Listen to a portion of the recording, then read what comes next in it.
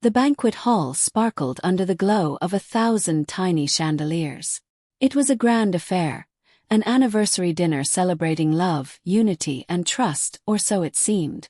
Anna stood at the head of the table, her posture graceful and confident, yet her eyes held a flicker of something more profound, something darker. The guests mingled, glasses of champagne in hand, their laughter echoing off the marble floors. The aroma of gourmet dishes wafted through the air, a subtle reminder of the luxury that surrounded them. Waiters dressed in crisp black uniforms glided effortlessly between the tables, serving delicacies on silver trays. It was a scene right out of a fairy tale, but fairy tales, Anna thought bitterly, often hid monstrous truths. Anna raised her glass, the delicate clink reverberating through the hall, signaling the guests to quiet down. A murmur swept through the room as all eyes turned to her. At her side sat James, her husband. His smile practiced yet uneasy. A few seats down, Sarah, Anna's best friend, shifted in her chair, her face a mask of politeness that barely concealed her discomfort. "Ladies and gentlemen," Anna began, her voice steady yet carrying a weight that seemed to fill the room. "Thank you for joining us tonight. This celebration is about love, trust, and the bonds we hold dear." She paused, letting her words hang in the air. Or at least, that's what it's supposed to be about. A ripple of unease passed through the crowd. James glanced at her, his brow furrowing slightly. Sarah avoided her gaze entirely, her hands gripping the edge of the table. Anna's lips curved into a faint smile. "Tonight I want to share something deeply personal. A story, if you will. One that has shaped who I am today." She raised her glass slightly. "But first, a toast to the truth, which has a way of revealing itself, no matter how deeply it's buried." The room fell silent. James's knuckles turned white as he clenched his fork. Sarah's breathing quickened, though she tried to mask it by reaching for her drink. Anna noticed every detail, every tiny reaction, and it fueled her resolve.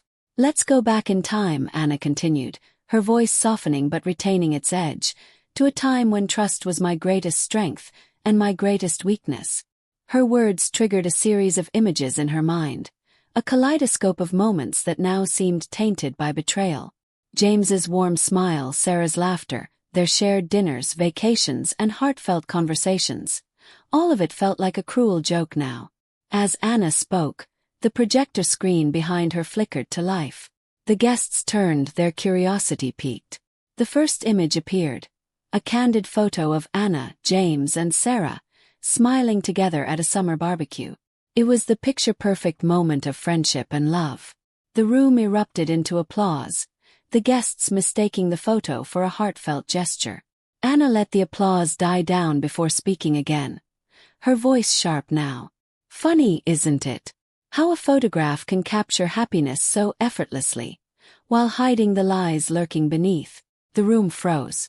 James's smile faltered, and Sarah's face went pale. The tension in the air was palpable, thick enough to cut with a knife. Anna lowered her glass, her gaze sweeping over the crowd. "But we'll get to that. For now, let's enjoy the dinner, shall we?" She gestured to the waiters, who began serving the main course. As the waiters moved around the room, James leaned toward Anna, his voice low but urgent. "Anna, what are you doing?" Anna turned to him, her smile never wavering. "Exactly what I need to, James. Just enjoy the evening."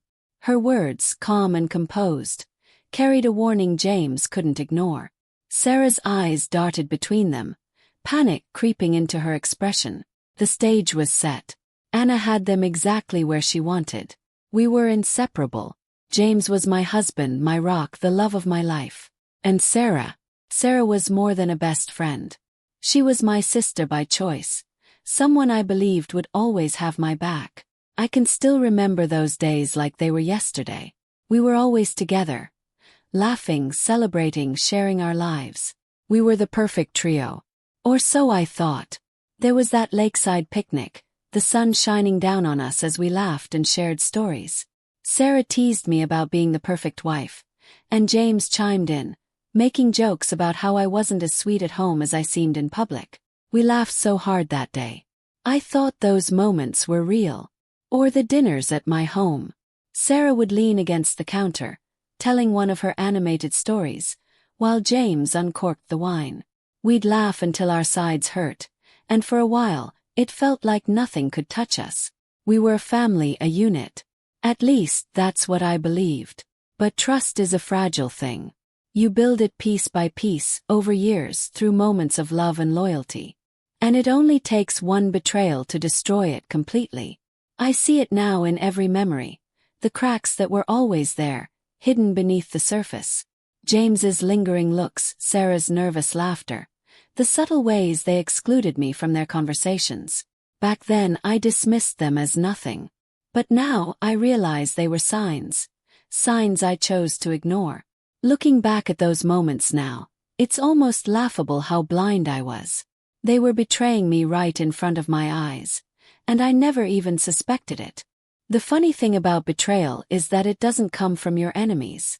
It comes from the people you trust the most, the ones who know how to hurt you in ways you never thought possible. As I stood there at the dinner party, watching their forced smiles and nervous glances, I knew I was no longer the naive woman who once trusted them blindly. This time I was in control. And this time they wouldn't get away with it. Trust is a delicate thing, isn't it? You build it slowly, moment by moment, year after year. And yet, it takes only a second, a single moment, for it to shatter. For a long time I thought I had it all. A husband who adored me, a best friend who stood by me, and a life that felt like a dream.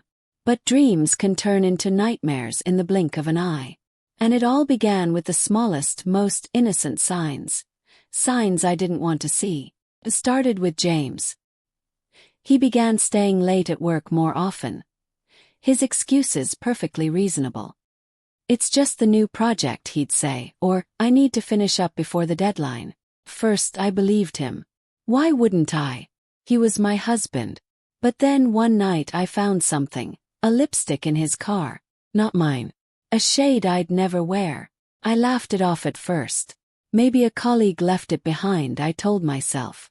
But something about it didn't sit right with me. The thought gnawed at the edges of my mind, but I pushed it aside. After all, this was James. He wouldn't. He couldn't.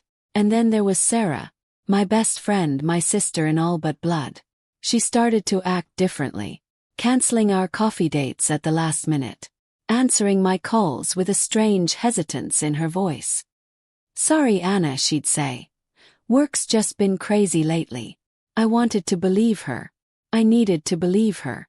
But something about her excuses felt rehearsed, unnatural. They say hindsight is 20/20. Looking back now, the signs were all there. The whispered phone calls, the sudden meetings, the way they'd glance at each other when they thought I wasn't looking. But back then I trusted them. I trusted the people I loved most in the world. It wasn't until that night, one quiet evening when James's phone buzzed on the nightstand, that the cracks began to widen. I glanced at the screen, a harmless habit, expecting to see a work email or a text from a friend. But what I saw stopped me cold. Can't wait to see you again, Red Heart, the message read. The sender's name. Mark. Mark with a heart emoji. My heart raced, my mind scrambling to make sense of it. Who was Mark? And why would James receive a message like that? My first instinct was to ask him about it, to confront him right then and there. But something stopped me. A voice in my head whispered, no. Don't let him know you've seen it. And so I didn't. I put the phone down and pretended nothing had happened. But inside, everything had changed. That night, I lay awake beside him, my mind racing. The lipstick, Sarah's distance, the text message. It was all adding up, piece by piece. My perfect life was beginning to crumble, and I was powerless to stop it. Or so I thought. In the days that followed, I started watching more closely, noticing things I'd ignored before. The way James smiled at his phone, the way Sarah avoided my gaze when we spoke. I felt like I was losing my mind, questioning everything, doubting myself. But deep down I knew the truth. Even before I had proof, I knew. And that truth became the fire that burned away the illusions I'd been clinging to. It was the beginning of the end. Or perhaps, the beginning of something else entirely. They thought they were clever, that they could keep their secrets hidden forever. But they underestimated me. They thought I was blind. But I wasn't blind, I was just waking up. They say doubt is a silent killer, creeping into your mind and settling in your heart until you can't think, can't breathe, can't sleep. That's what it felt like. An invisible weight pressing down on me, heavier with each passing day. After that night, nothing felt the same. Every moment with James was tainted, every interaction with Sarah laced with suspicion. I smiled when I was supposed to, laughed when I had to, but inside I was drowning. I wanted to be wrong. I needed to be wrong. But the lipstick, the text message, Sarah's sudden distance, it all pointed to one thing. My trust was eroding, and with it, the life I thought I knew. The hardest part was pretending. Pretending that everything was fine, that I didn't notice James slipping out of the room to take his calls, or Sarah avoiding our usual meetups. Pretending that I didn't feel the growing distance between us, like a chasm opening up beneath my feet.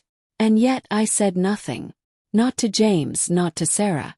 Not because I was afraid of the answers, I already knew them, but because I wasn't ready to face what they meant. To admit that the people I loved most in the world were capable of this kind of betrayal. I tried to distract myself, throwing myself into work, into hobbies, into anything that would keep my mind from spiraling. But no matter how hard I tried, the doubts were always there, lurking in the back of my mind, waiting for a quiet moment to take over. I started to notice every little thing, things I'd never paid attention to before. The way James's phone was always face down on the table. The way Sarah's stories about her so-called work emergencies never quite added up. The way they both seemed to avoid being in the same room with me for too long, as if afraid that I might see through them if I looked too closely. There were moments when I thought about confronting them, about demanding the truth and forcing them to face what they'd done. But something held me back. A small, quiet voice inside me whispered, "Not yet.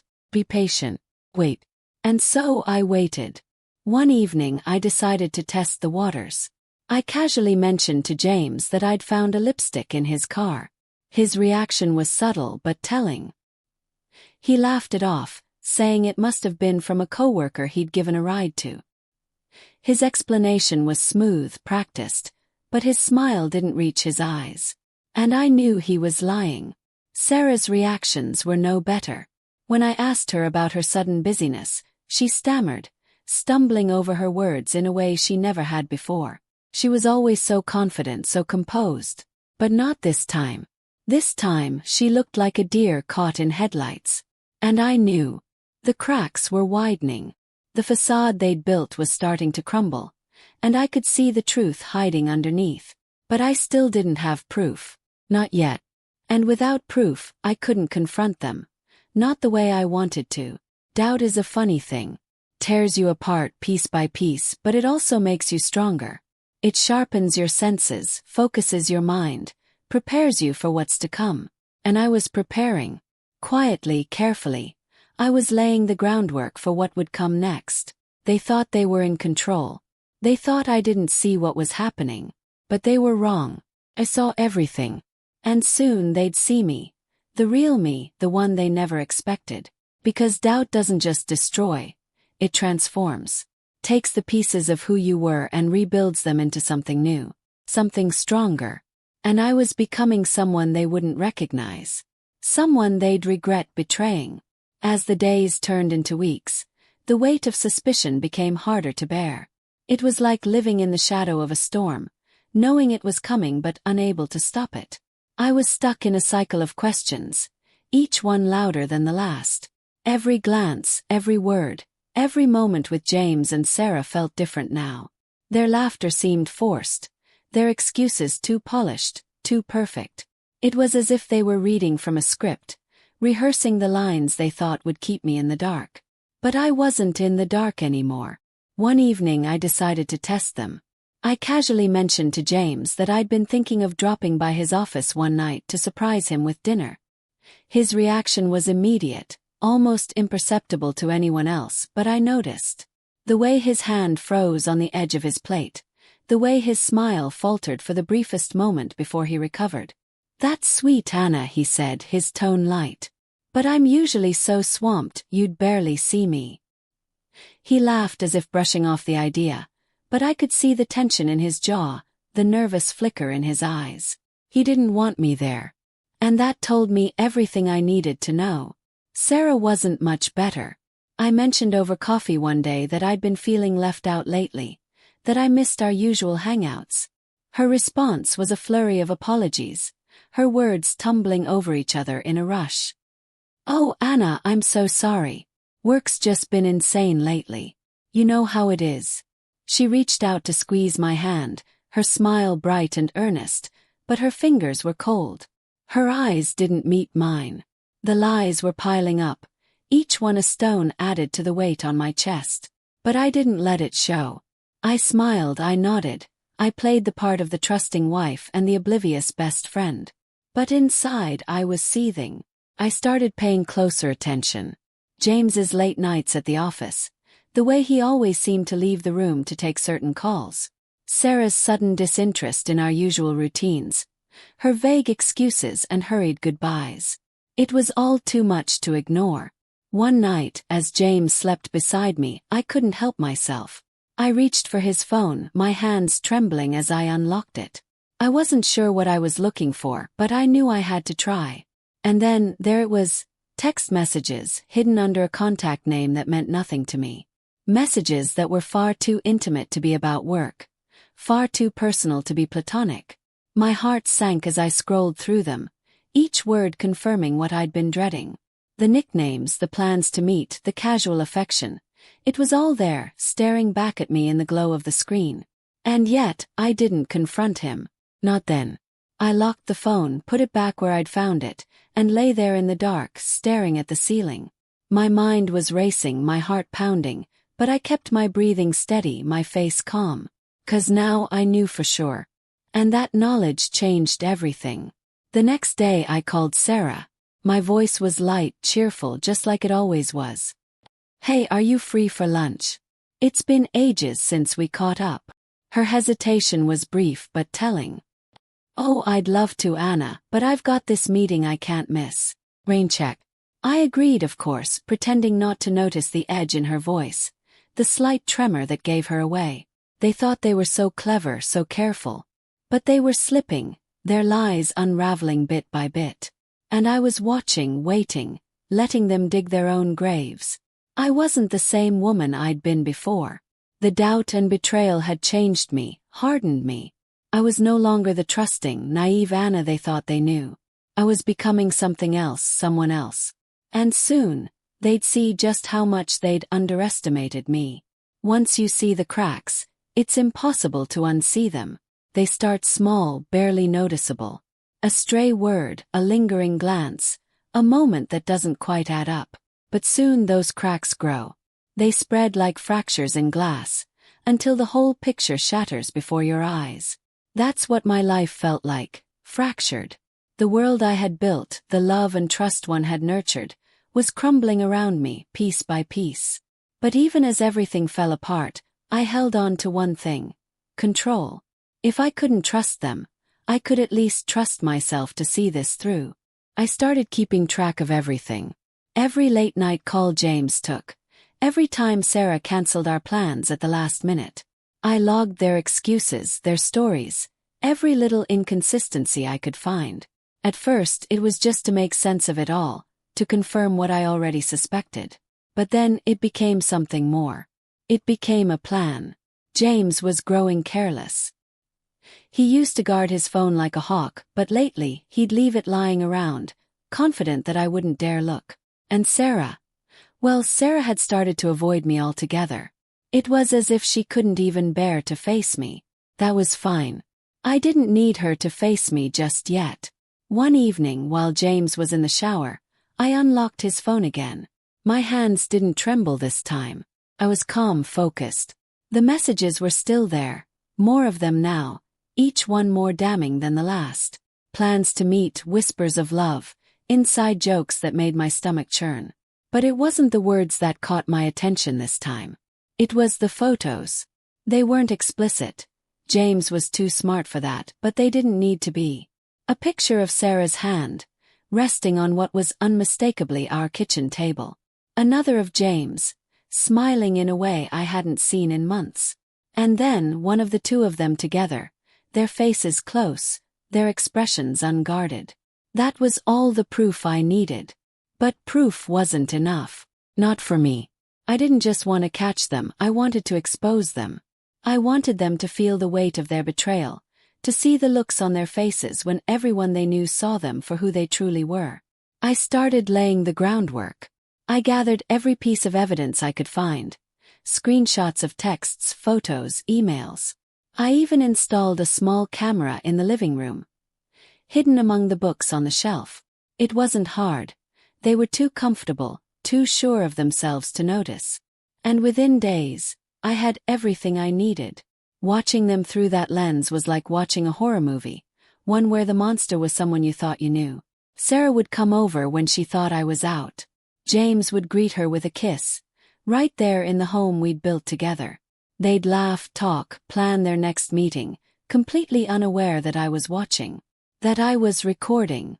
I wanted to scream, to break something, to confront them right then and there. But I didn't. Couldn't. That would be too easy, too clean. They didn't deserve an easy end to this. They deserved to feel the full weight of their actions, to have their lies exposed for everyone to see. So I waited. I smiled when James kissed me goodnight, even though his lips felt like a stranger's. I laughed at Sarah's jokes when we did manage to meet, even though her voice grated against my ears. I played my part perfectly, just as they were playing theirs. The storm was coming. I could feel it building inside me, a swirling mass of anger and heartbreak and resolve. They thought they had me fooled, thought they were in control. But they didn't know me. Not the real me. Not the one who was preparing to show them just how wrong they were. And so I waited. Because the thing about storms is, they don't just destroy, they reveal. They strip everything bare, leaving nothing but the truth in their wake. And my truth was about to come crashing down on them like a hurricane. There's a strange clarity that comes with betrayal. Once you've accepted the truth, you begin to notice everything. The little things that seemed innocent before, now glaringly obvious. James's routine had become predictable. Late-night meetings, excuses for why his phone was always on silent, and that carefully practiced smile he wore when he thought I might be suspicious. He was trying so hard to keep up the act, and the harder he tried, the easier it was to see through him. Sarah was no better. Her avoidance was becoming more blatant. She'd gone from canceling plans at the last minute to not even pretending to make them. When we did talk, her voice was strained, her laughter forced. She used to be the person I trusted with everything, the person who knew me better than anyone. Now, she couldn't even look me in the eye. I started keeping a journal, documenting every detail. Every time James left the house without a good explanation, every strange text message, every instance where Sarah seemed to vanish from her usual haunts. I wasn't just collecting evidence. I was building a case. One afternoon while James was out, I found myself in his study. It was a room I rarely entered, but that day something drew me in. I started looking through the drawers, the shelves, anywhere I thought he might hide something. And then, tucked between two old books, I found it. A second phone. My hands trembled as I turned it on, the screen lighting up with a flurry of notifications. Messages from Sarah. Plans for their next meeting. Inside jokes I didn't understand. It was all there, laid out in cold, undeniable truth. I felt a wave of anger, but I forced myself to stay calm. I took photos of the messages, copied down every detail. This wasn't just evidence. It was ammunition. That night, I pretended nothing had changed. I smiled when James kissed me goodnight, nodded along to his story about how late the meeting had run. I wanted to scream, to demand answers, but I knew it wasn't the time. Not yet. The next day I called Sarah. My voice was cheerful, my words carefully chosen. "Hey, I'm thinking of hosting a dinner party. Just something small for the three of us, like old times." She hesitated just for a second before agreeing. "That sounds great, Anna. I'll be there." I could hear the tension in her voice, the hesitation she tried to hide. It was almost enough to make me laugh. After we hung up, I started planning. Not for a simple dinner, of course, but for the event that would change everything. I knew I couldn't do this alone, so I reached out to someone I trusted, a private investigator. It was the hardest call I'd ever made, admitting to a stranger that my husband and my best friend were betraying me. But I needed help. I needed to make sure this was done right. The investigator was thorough. Within days, he'd gathered more evidence than I ever could have imagined. Photos of James and Sarah meeting at a hotel, receipts for dinners they'd shared, even recordings of their conversations. Every piece of evidence felt like a knife in my heart, but I knew it was necessary. This wasn't just about proving their betrayal. It was about preparing for what came next. I spent hours poring over the evidence, piecing it all together into a narrative. I wanted it to be undeniable, irrefutable.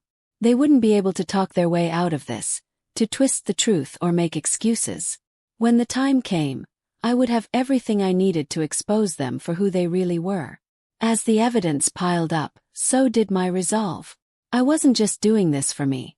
I was doing it for the life they'd stolen, for the trust they'd destroyed. They thought they could break me, but they were wrong.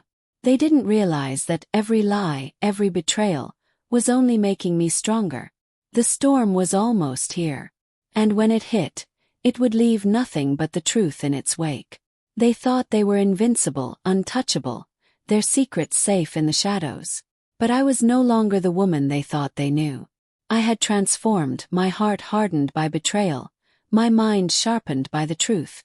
And now it was time to act. I didn't want confrontation, not yet. I wanted something bigger, something undeniable. A trap that would expose their lies to everyone, not just to me. And so, I started planning, carefully, methodically, leaving nothing to chance. The first step was ensuring they felt safe. I needed them to believe that I was still blind, still oblivious to their betrayal. So, I played the part of the loving wife and trusting friend with precision. I smiled at James's stories, laughed at Sarah's jokes, and kept my suspicions buried deep beneath a mask of calm. At the same time, I worked behind the scenes. The evidence I'd gathered, the photos, the messages, the recordings, was enough to shatter their world. But I wanted more. I wanted them to feel the weight of their actions in front of everyone they cared about. That's when the idea struck me.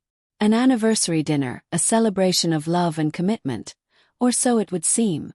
I would invite all our closest friends and family, everyone who believed in the fairy tale we had created. And then, I would show them the truth. The planning took weeks. I booked a luxurious banquet hall, hired caterers, and sent out invitations, each one carefully worded to ensure no one would miss it. "Join us for a night to remember," I wrote, the irony of those words bringing a faint smile to my lips. James was delighted by the idea, of course. He thought it was my way of reaffirming our bond, of showing him how much I still cared. And Sarah?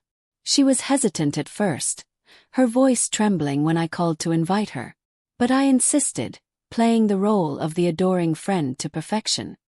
"I couldn't do this without you, Sarah," I said, and she agreed, though I could hear the doubt in her reply. Behind the scenes, I worked tirelessly to ensure everything was perfect. The private investigator helped me compile the evidence into a seamless presentation. Photos, videos, messages, all set to reveal the story they'd been trying so hard to hide. I rehearsed my speech in front of the mirror, every word chosen with care, every pause calculated to maximize the impact.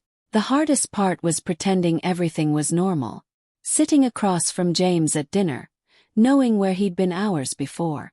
Listening to Sarah's voice on the phone, knowing the lies hidden in her words.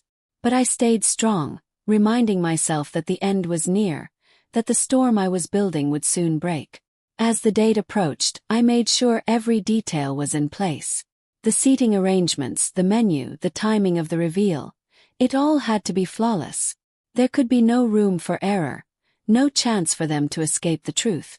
The night before the dinner, I sat alone in the living room, staring at the evidence one last time. My heart ached as I looked at the photos, the messages, the videos that confirmed everything I had feared. But beneath the pain there was a quiet strength. I wasn't doing this just for me. I was doing it to reclaim the life they had tried to steal. When the night finally arrived, I felt an odd sense of calm.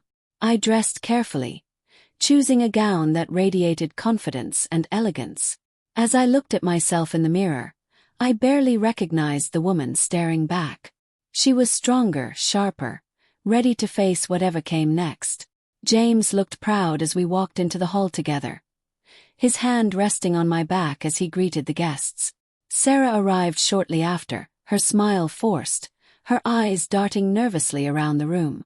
I greeted her warmly, embracing her as if nothing was wrong.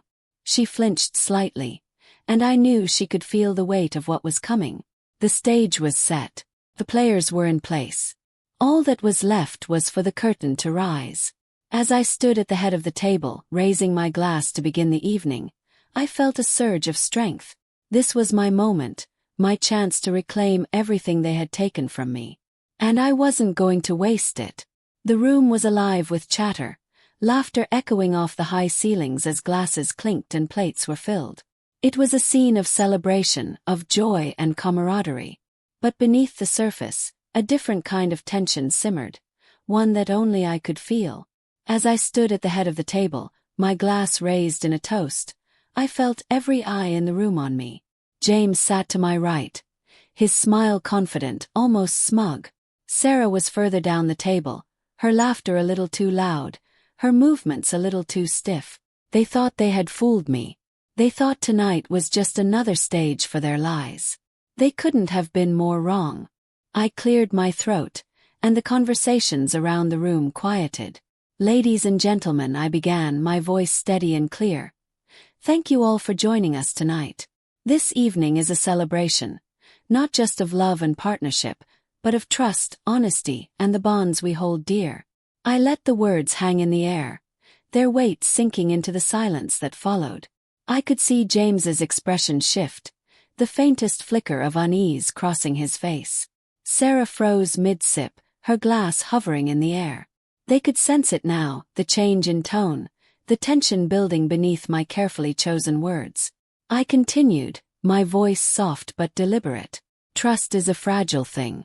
Takes years to build, moments to break, and sometimes a lifetime to repair. Tonight I want to share a story with all of you.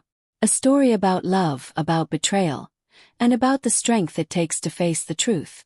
The room was silent now, every guest leaning in, their curiosity piqued. I gestured to the projector behind me, and the screen flickered to life. The first image appeared, a candid photo of me, James, and Sarah at a summer barbecue. It was a perfect picture, the kind that radiates happiness and harmony. The guests murmured their approval, mistaking it for a heartfelt moment. I let them linger in that illusion for just a moment longer. Funny, isn't it? I said, my tone sharper now. How a photograph can capture so much happiness while hiding so many lies. The murmurs stopped, replaced by a heavy silence. James shifted in his seat, his jaw tightening. Sarah's face went pale, her smile frozen in place. The next image appeared, a text message thread. The words on the screen were damning, unmistakable in their intimacy. The room erupted in gasps and whispers as the reality of what they were seeing began to sink in. I kept my gaze fixed on James and Sarah, watching as the color drained from their faces. For months, I said, my voice unwavering, I've been watching, waiting, gathering the truth that you both thought you could hide from me. And now, I want everyone here to see it too. The screen flickered again, this time showing a video, a grainy clip from the hidden camera I'd placed in our living room. The footage was unmistakable. James and Sarah laughing, kissing, in the very home we'd built together. The room exploded. Voices rose in shock and outrage, a cacophony of disbelief and condemnation. James stood abruptly, his chair scraping loudly against the floor. Anna, he began, his voice strained. This isn't what it looks like. I cut him off with a sharp gesture. Don't, I said, my tone cold. Don't insult me or everyone here by pretending. You made your choices, James. And so did you, Sarah. My gaze shifted to her, and she flinched, her eyes glistening with unshed tears. The guests were staring at them now, their faces a mixture of pity, disgust, and disbelief. James and Sarah looked trapped, their carefully constructed world crumbling around them. And I felt a strange sense of peace. For the first time in months, the truth was out in the open, and the weight I'd been carrying was finally gone. To those of you who are shocked by what you've seen tonight, I said, turning back to the guests, I'm sorry. Sorry that you had to witness this. But I'm not sorry for revealing the truth. Because the truth matters. It always does. I placed the microphone down, my hands steady, my heart calm. It was done. As I walked away from the table, the room still buzzing with whispers and gasps, I didn't look back. I didn't need to. Their world had already fallen apart. And mine was just beginning to rebuild. The room behind me was a storm of voices. Shocked gasps, hushed whispers, a low murmur of disbelief spreading like wildfire. I walked away slowly, my heels clicking against the marble floor, each step deliberate, each movement radiating control. For months, I'd carried the weight of their betrayal, but now it was their burden to bear. James's voice broke through the chaos. "Anna, wait," he called after me, his tone laced with desperation. I didn't stop. I didn't even turn around. He could chase me all he wanted, but I was done listening to his excuses, his lies. Sarah didn't say a word. I caught a glimpse of her as I walked past the head table, her face pale, her eyes wide with shame. She didn't try to stop me, didn't plead her case. Perhaps she knew there was nothing left to say. The guests were in shock. Some avoided my gaze, their discomfort evident. Others looked at me with something close to admiration, as if they couldn't believe I'd had the strength to do what I'd just done. A few were openly furious. At James, at Sarah, at the audacity of their betrayal. Their anger was a strange comfort, a reminder that I wasn't alone in this. I stepped outside into the cool night air, the quiet a stark contrast to the chaos inside. For the first time in what felt like forever, I took a deep breath, my shoulders relaxing as I exhaled. The truth was out. The lies were over. And for the first time in months I felt free. But freedom didn't come without pain. As I stood there, staring up at the starless sky, the reality of what I'd lost began to sink in. The man I'd loved, the friend I'd trusted, the life I thought I'd built, they were all gone now, shattered beyond repair. Hurt. God, it hurt. But even in that pain, there was a flicker of something else. Something stronger. Hope. I thought back to the look on James's face when the first image had appeared on the screen. The way his confident smile had faltered. The way his carefully constructed lies had crumbled under the weight of the truth. I thought of Sarah, her laughter turning to silence, her composure shattering in an instant. They'd thought they were untouchable. They'd thought they could betray me and walk away unscathed. They were wrong. Inside, the guests were starting to leave, their conversations carrying out into the night. I heard snippets of their words as they passed me, their voices low but urgent. "I can't believe it," one woman whispered to her husband. "How could they do that to her?" another murmured. Their outrage was a strange comfort, a validation of the anger and heartbreak I'd carried for so long. James eventually followed me outside. He approached cautiously, his hands shoved deep into his pockets, his expression a mixture of anger and regret. "Anna," he began, his voice trembling, "can we please just talk about this?" I turned to face him, my gaze steady, my voice calm. "There's nothing left to talk about, James," I said. "You made your choices. Now you have to live with them. Just like I have to live with mine." He opened his mouth to argue, but I held up a hand, silencing him. "Don't," I said sharply. "You had your chance to explain, to fix this, and you chose lies instead. You don't get to rewrite the story now." He looked away, his shoulders slumping in defeat. For the first time I saw him as he truly was. Not the man I'd loved, but the man he'd become. And I felt nothing. Sarah didn't come outside. Whether it was guilt or cowardice that kept her inside, I didn't care. She was as much a stranger to me now as James was. They'd both played their parts perfectly. And now they could face the consequences together. As the last guests left and the hall fell silent, I stood alone, the night air cool against my skin. I didn't know what the future held, but I knew this. I'd survived their betrayal. I'd faced the truth, no matter how painful it was. And now I was free to rebuild, to move forward, to become something stronger than I'd ever been before. Because that's the thing about betrayal, it doesn't define you. It wounds you, yes, breaks you. But it also remakes you, piece by piece, into someone who can rise from the ashes stronger than ever. And that's exactly what I intended to do. The morning after the dinner, the house felt unnaturally quiet. The kind of silence that echoes, that seeps into your skin and refuses to let you forget. It wasn't just the absence of sound, it was the absence of everything I thought I knew. The life I had built, the trust one had cherished, was gone. I sat at the kitchen table, my hands wrapped around a cup of coffee that had gone cold hours ago. The events of the night before played in my mind like a broken record. The gasps of the crowd, the flickering images on the screen, the look on James's face when the truth was laid bare. For months, I had imagined what that moment would feel like. Victory, satisfaction, maybe even vindication. But now, all I felt was emptiness. The fallout had already begun. My phone buzzed incessantly. Messages from friends, acquaintances, even strangers who had been at the dinner. Some were apologetic, others outraged, a few just curious. I ignored them all. I wasn't ready to face the world yet, not while the dust was still settling. James was gone.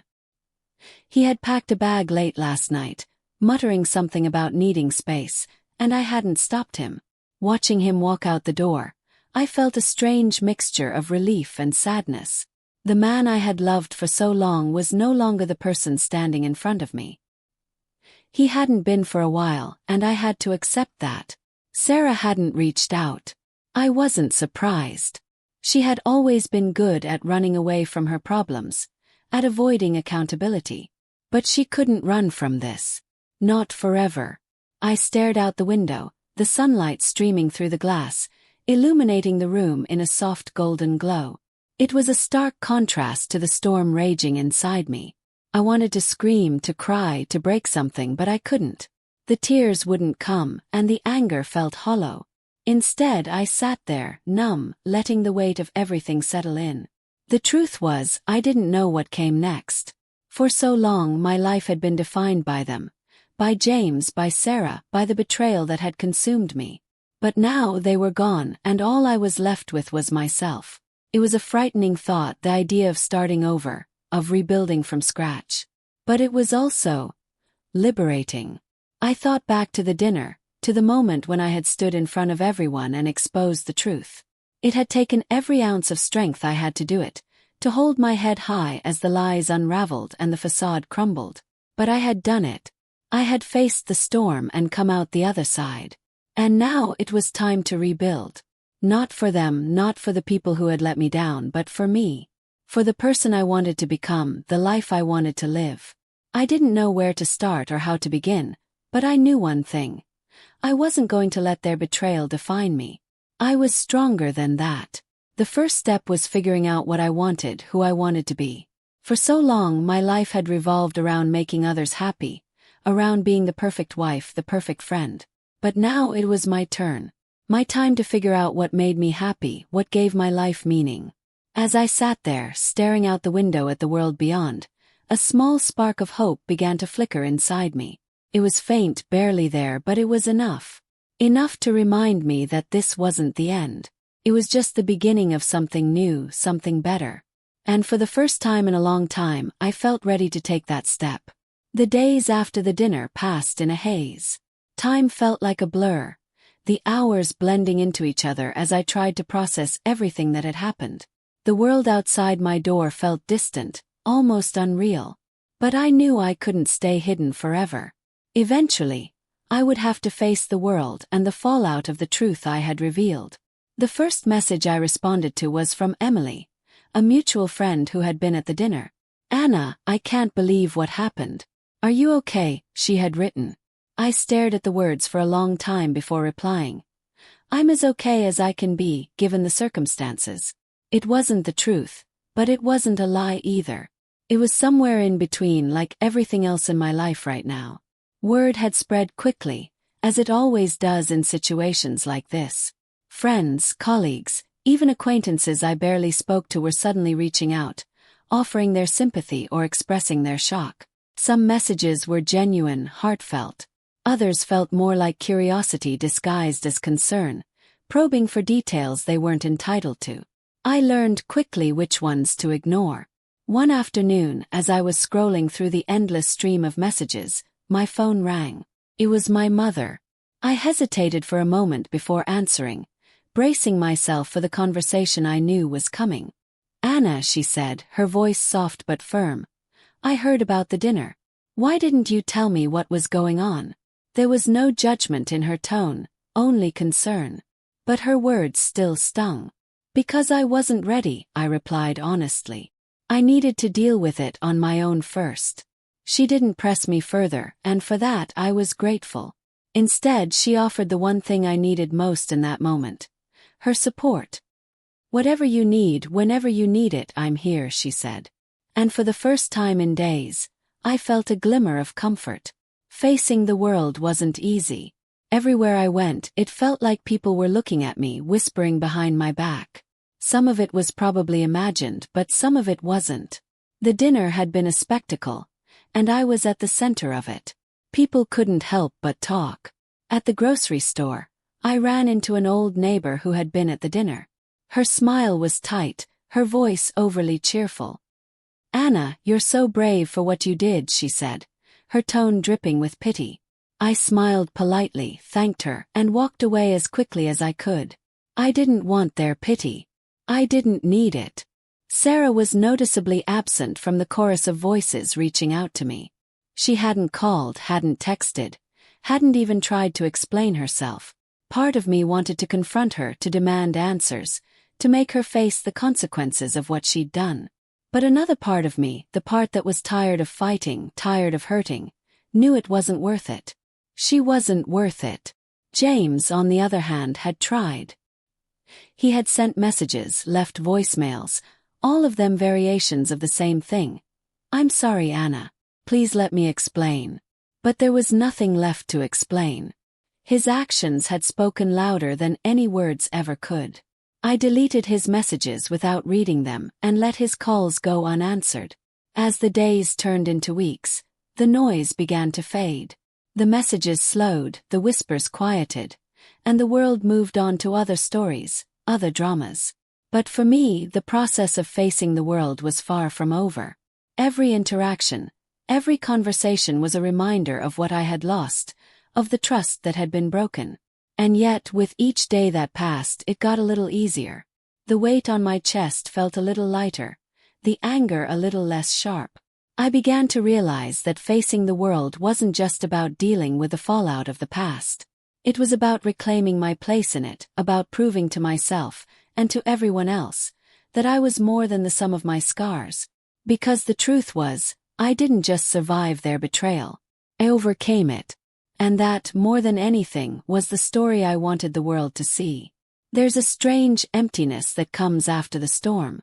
After the dust settles, after the voices quiet, after the chaos fades. It's just you, standing among the wreckage, trying to figure out what's left. That's where I found myself. At the edge of something new, something uncertain. For so long, my identity had been tied to them. To James, to Sarah, to the roles I played in their lives. Wife, best friend, support system.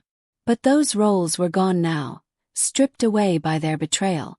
And what was left was me. Just me. And I didn't even know who that was anymore. At first it was terrifying. The silence, the stillness, the sheer vastness of the unknown. But then, little by little, I began to see it for what it was. An opportunity. Blank slate. A chance to start over. Not as someone's wife or someone's friend, but as myself. I started small. One morning I took a walk through the park near my house, something I hadn't done in years. The air was crisp, the sun warm against my skin, and for the first time in a long time I felt present. Like I was finally seeing the world around me, instead of just going through the motions. That walk turned into a habit, a daily ritual that became a kind of meditation. I'd leave my phone at home, letting the rhythm of my steps and the sounds of the world around me drown out the noise in my head. It was simple, but it was healing. Next, I tackled my home. It had always been a shared space, filled with memories of us. James and me, Sarah and me, the life we'd built together. But now, it felt like a museum of things that no longer belonged to me. So, I decided to change that. I started with the bedroom. The sheets we'd picked out together, the photos on the nightstand, the clothes that no longer felt like mine. They all went. I replaced them with things that made me happy, things that felt like me. Bright colors, soft textures, small plants that brought life to the room. It wasn't just about redecorating. It was about reclaiming my space. The living room came next. The couch we'd shared was replaced by one I chose for myself. The shelves filled with books and trinkets that brought me joy. I even painted the walls, a rich shade of blue that felt like a fresh start. With each change, the house began to feel less like a reminder of what I'd lost and more like a celebration of what I was becoming. But reclaiming myself wasn't just about my surroundings. It was about rediscovering the things that made me who I was. I pulled out my old sketchbooks, the ones I hadn't touched in years, and started drawing again. At first, it was awkward, my hands stiff, my lines hesitant. But soon, the joy of creating came back, filling the empty spaces inside me with something new. I also reached out to old friends, people I'd drifted away from over the years. Some were surprised to hear from me.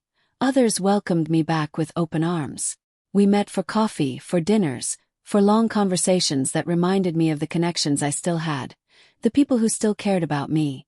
One day, while flipping through a photo album, I came across a picture of myself from years ago.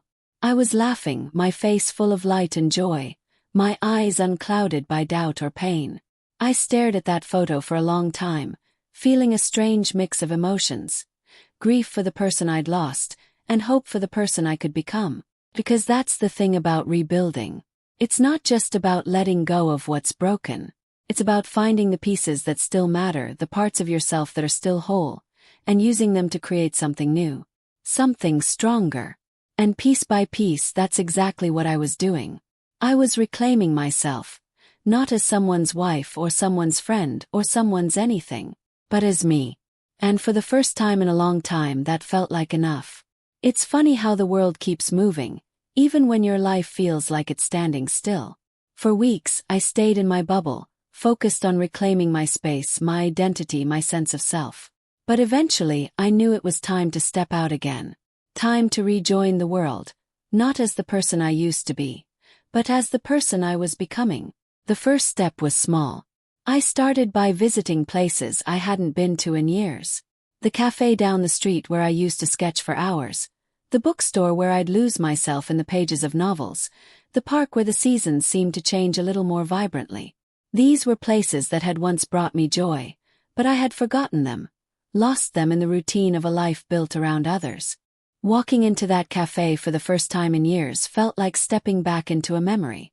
The smell of freshly brewed coffee, the quiet hum of conversation, the clink of cups against saucers. It was all so familiar, yet so new.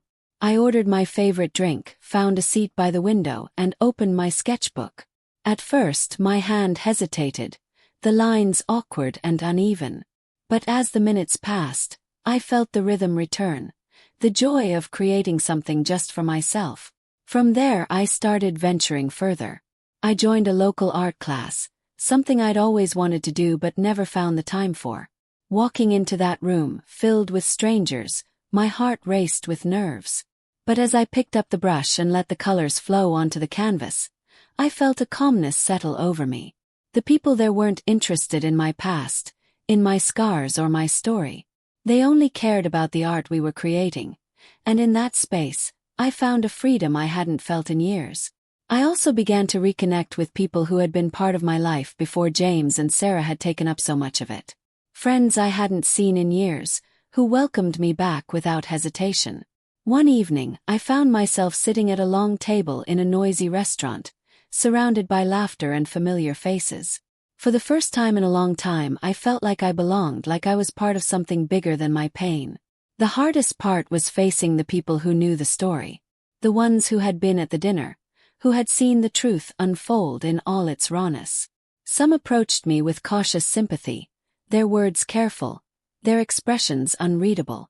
Others were more direct, their curiosity thinly veiled behind concern.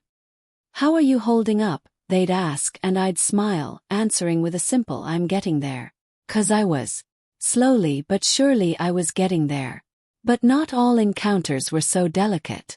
There were moments when I ran into people who still saw me as the woman I used to be, the one defined by her marriage, her friendships, her connections to James and Sarah. They'd bring up memories of the past, trying to navigate the awkwardness of acknowledging what had happened. I learned to steer those conversations, to shift the focus back to the present, to who I was now, not who I had been.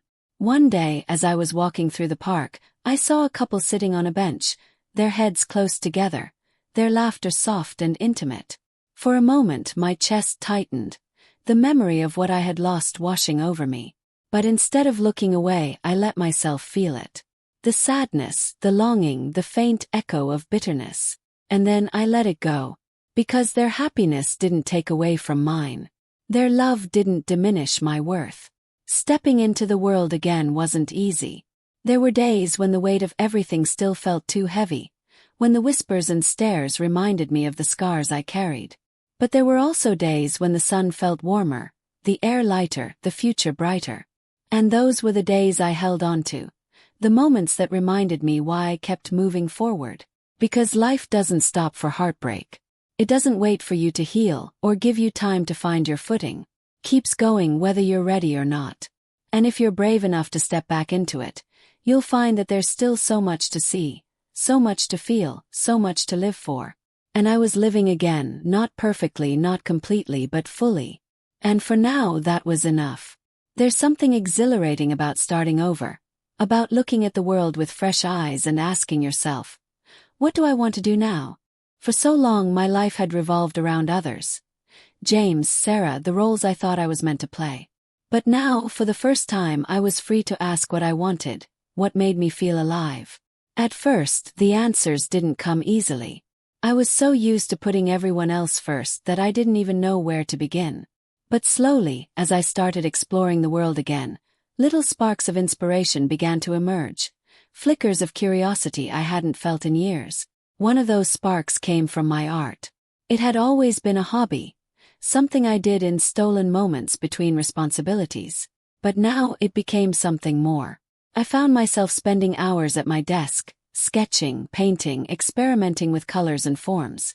It wasn't about creating something perfect. It was about the process, the freedom to express myself without judgment. One day, as I was browsing online, I stumbled across a call for submissions to a local art gallery. They were looking for emerging artists to feature in an upcoming exhibition. My first instinct was to close the tab. I'm not good enough, I told myself. This isn't for me. But then a different voice spoke up, quieter but stronger. Why not? It took me a week to gather the courage to submit my work. I agonized over every detail, questioning whether my pieces were worthy, whether I was worthy. But in the end, I sent the email, attaching a portfolio of my favorite pieces. And then I waited. When the gallery replied a few days later, I almost didn't open the email. My hands shook as I clicked on it, bracing myself for rejection. But instead, the message began with 2 words that took my breath away. Congratulations! They had chosen 3 of my pieces for the exhibition, and they wanted me to attend the opening night to speak about my work. My first reaction was disbelief, followed quickly by panic. What if I wasn't ready? What if people didn't like what I had created? But then I reminded myself of how far I'd come, of the strength it had taken just to submit my work in the first place. If I could do that, I could do this. Preparing for the exhibition became a journey in itself. I spent hours refining my pieces, pouring my heart into every brushstroke. Each painting told a story, not just of pain but of resilience, of transformation, of finding beauty in the broken places. And as I worked, I realized that art wasn't just a way to express myself. It was a way to heal. Opening night arrived faster than I expected. The gallery was filled with people, their voices a low hum of conversation, their eyes scanning the walls lined with artwork. I stood near my section, my heart pounding as I watched strangers study my paintings. Some lingered, their expressions thoughtful, others moved on quickly. But one woman stopped in front of a piece titled Rebirth. Her eyes misty as she turned to me. "This is beautiful," she said softly. "It feels hopeful." Her words caught me off guard, and for a moment I didn't know how to respond. But then I smiled, a genuine, unguarded smile. "Thank you," I said. "That's exactly what it's about." That night I realized something important. It wasn't just about finding new opportunities or passions. It was about finding my voice. For so long I had silenced myself, diminished my own needs and desires for the sake of others. But now I was learning to speak again, to create, to take up space in a world that had tried to shrink me. The exhibition wasn't the end of the journey. It was the beginning. It opened doors I hadn't even known were there, introduced me to people who shared my passions, and reminded me of what I was capable of. It was a small step, but it was mine. And it felt like the first real step toward a future I was excited to create. Because that's the thing about new opportunities. They don't just appear out of nowhere. You have to look for them, reach for them, sometimes even fight for them. And when you do, you realize that the world is full of possibilities, waiting for you to take them. And I was ready to take them all. They say time heals all wounds, but that's not entirely true. Time doesn't heal. It simply gives you the space to figure out how to heal yourself. And part of my healing was learning how to trust again, how to open myself up to people without fear of betrayal shadowing every interaction. At first it felt impossible. After what James and Sarah had done, I didn't think I could ever let anyone get close to me again. The thought of being vulnerable, of giving someone the chance to hurt me, was terrifying. But I also knew that if I let that fear control me, I'd never truly move forward. And I was determined to move forward. I started small, reconnecting with old friends I had drifted away from over the years. There was Emily, who had stood by me at the dinner and hadn't stopped checking in since. One evening she invited me out for drinks, just the two of us. I hesitated at first, unsure if I was ready, but eventually I said yes. Sitting across from her in the dimly lit bar, the music a low hum in the background, I felt the weight of my doubts beginning to lift. Emily didn't push me to talk about the past. Instead, we laughed about old memories, shared stories about our lives, and for the first time in months I felt normal. I felt seen, not as the woman who had been betrayed, but as Anna, her friend. That night was a turning point. It reminded me that not everyone was like James and Sarah. There were people in my life who were genuine, who cared about me for who I was, not what I could give them. And slowly, I began to let those people in. I also started meeting new people, something I hadn't done in years. At first, it was through the art community. The gallery exhibition had introduced me to other artists, people who shared my passion and understood the power of creation. We'd gather for workshops, for coffee, for long conversations about inspiration and technique. They didn't know my story, and I didn't feel the need to share it. With them, I was just another artist, another voice in the chorus. One day at one of those workshops, I met someone who changed everything. His name was Daniel, a sculptor with kind eyes and a quiet demeanor. He had a way of listening that made you feel like you were the only person in the room, like your words mattered. At first, I kept my distance, wary of letting anyone in too quickly. But Daniel didn't push. He let me take my time, let me set the pace. Our conversation started with art, techniques, materials, inspirations. But over time they grew deeper, more personal. I found myself sharing pieces of myself I hadn't shared with anyone in years. And to my surprise, it didn't feel scary. It felt safe. One evening, as we were cleaning up after a workshop, Daniel turned to me and said, "You know, you're stronger than you think." His words caught me off guard, and I didn't know how to respond. But in that moment I realized he was right. I was stronger than I had ever given myself credit for. And it wasn't just because of what I had endured. It was because of what I was building. The relationships I was forming, old and new, weren't about filling the void James and Sarah had left. They were about creating something entirely different, something healthier, something real. I was learning to trust again, not blindly as I had before, but with intention, with boundaries, with the understanding that trust isn't about perfection. It's about effort, about showing up, about being there for each other. It wasn't always easy. There were moments when the fear crept back in, when the memories of betrayal whispered in the back of my mind. But each time I reminded myself of how far I had come, of the person I was becoming. I wasn't defined by their actions anymore. I was defined by my own. And in that definition I found strength, found hope. I found a future filled with connections that were worth embracing, not because they were perfect, but because they were honest. And for the first time in a long time, I felt ready to trust again. There's a moment somewhere in the middle of healing, when you realize that surviving isn't enough. That simply existing, getting through each day, isn't what life is supposed to be about. You want more. You need more. And for the first time in a long time I found myself asking, what do I want my life to look like? It wasn't an easy question to answer. For so long, my ambitions had been tied to James's dreams, Sarah's plans, the needs and wants of everyone but myself. But now, with that weight lifted, I had space to dream again. To ask myself what I truly wanted, not just for today, but for the future. I started by revisiting old passions, things I'd once loved but had set aside in the chaos of life. I was already a part of that, but there was more. I'd always been fascinated by storytelling, by the power of words to connect people, to inspire change. I remembered the journals I used to keep, filled with half-written stories and fragments of ideas. They had been tucked away for years, gathering dust, but now they called to me. One evening I pulled them out, flipping through the pages with a mixture of nostalgia and curiosity. The stories were raw, unfinished, but they still held a spark. I started writing again, tentatively at first, unsure of whether the words would come. But the more I wrote, the more the stories began to flow. It wasn't just about creating, it was about rediscovering a voice I thought I had lost. Writing became a new outlet for me, a way to process everything I had been through. I didn't write about James or Sarah directly. Those wounds were still too fresh, but their shadows lingered in the characters I created, in the conflicts I explored. It was cathartic, putting those emotions into words, shaping them into something that felt less like pain and more like power. At the same time, I began to explore other avenues.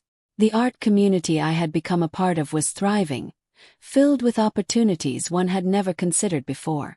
One day, a fellow artist mentioned a mentorship program they were a part of, designed to help emerging artists find their footing in the industry. You'd be perfect for it, they said, and for the first time in years, I believed them. Applying for the program was daunting. It required a portfolio, a statement of intent, and a level of confidence I wasn't sure I had. But as I pieced together my application, I realized how much I had to offer. Not just as an artist, but as a person who had faced adversity and come out stronger. I didn't just want to create art. I wanted to inspire others to find their own strength, their own voice through creativity. When I received the acceptance email weeks later, I felt a surge of pride unlike anything I had experienced before. This wasn't just an opportunity, it was validation. A reminder that I was capable, that I had something valuable to contribute to the world. The mentorship program opened doors I hadn't even known existed. I met people who challenged me, who pushed me to think bigger, to dream bolder. Through their guidance, I began to see a future I hadn't dared to imagine before. A future where my art, my writing, my voice could make a difference. But discovering purpose wasn't just about professional growth. It was about finding meaning in the everyday, in the small moments that make up a life. It was about waking up each morning with a sense of curiosity, of possibility, of excitement for what the day might bring. One day, as I was working on a painting for an upcoming show, I realized something profound. I wasn't just rebuilding my life, I was creating a new one. One that was entirely my own, shaped by my choices, my passions, my dreams.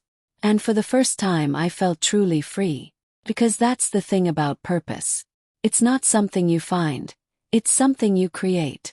Piece by piece, moment by moment, with every decision you make. And I was finally learning how to create mine. There's a strange peace that comes with acceptance. Not the kind that erases the pain or makes you forget what happened, but the kind that lets you breathe again. That lets you look at your scars and see them not as wounds, but as proof of how far you've come. I didn't know when it happened exactly, but one day I realized I wasn't thinking about them as much anymore. James, Sarah, their betrayal, their lies. It wasn't the first thing on my mind when I woke up, or the weight I carried with me to bed at night. They were still there, somewhere in the background, but they no longer defined me. It wasn't just time that had done that. It was everything I had chosen to do with it.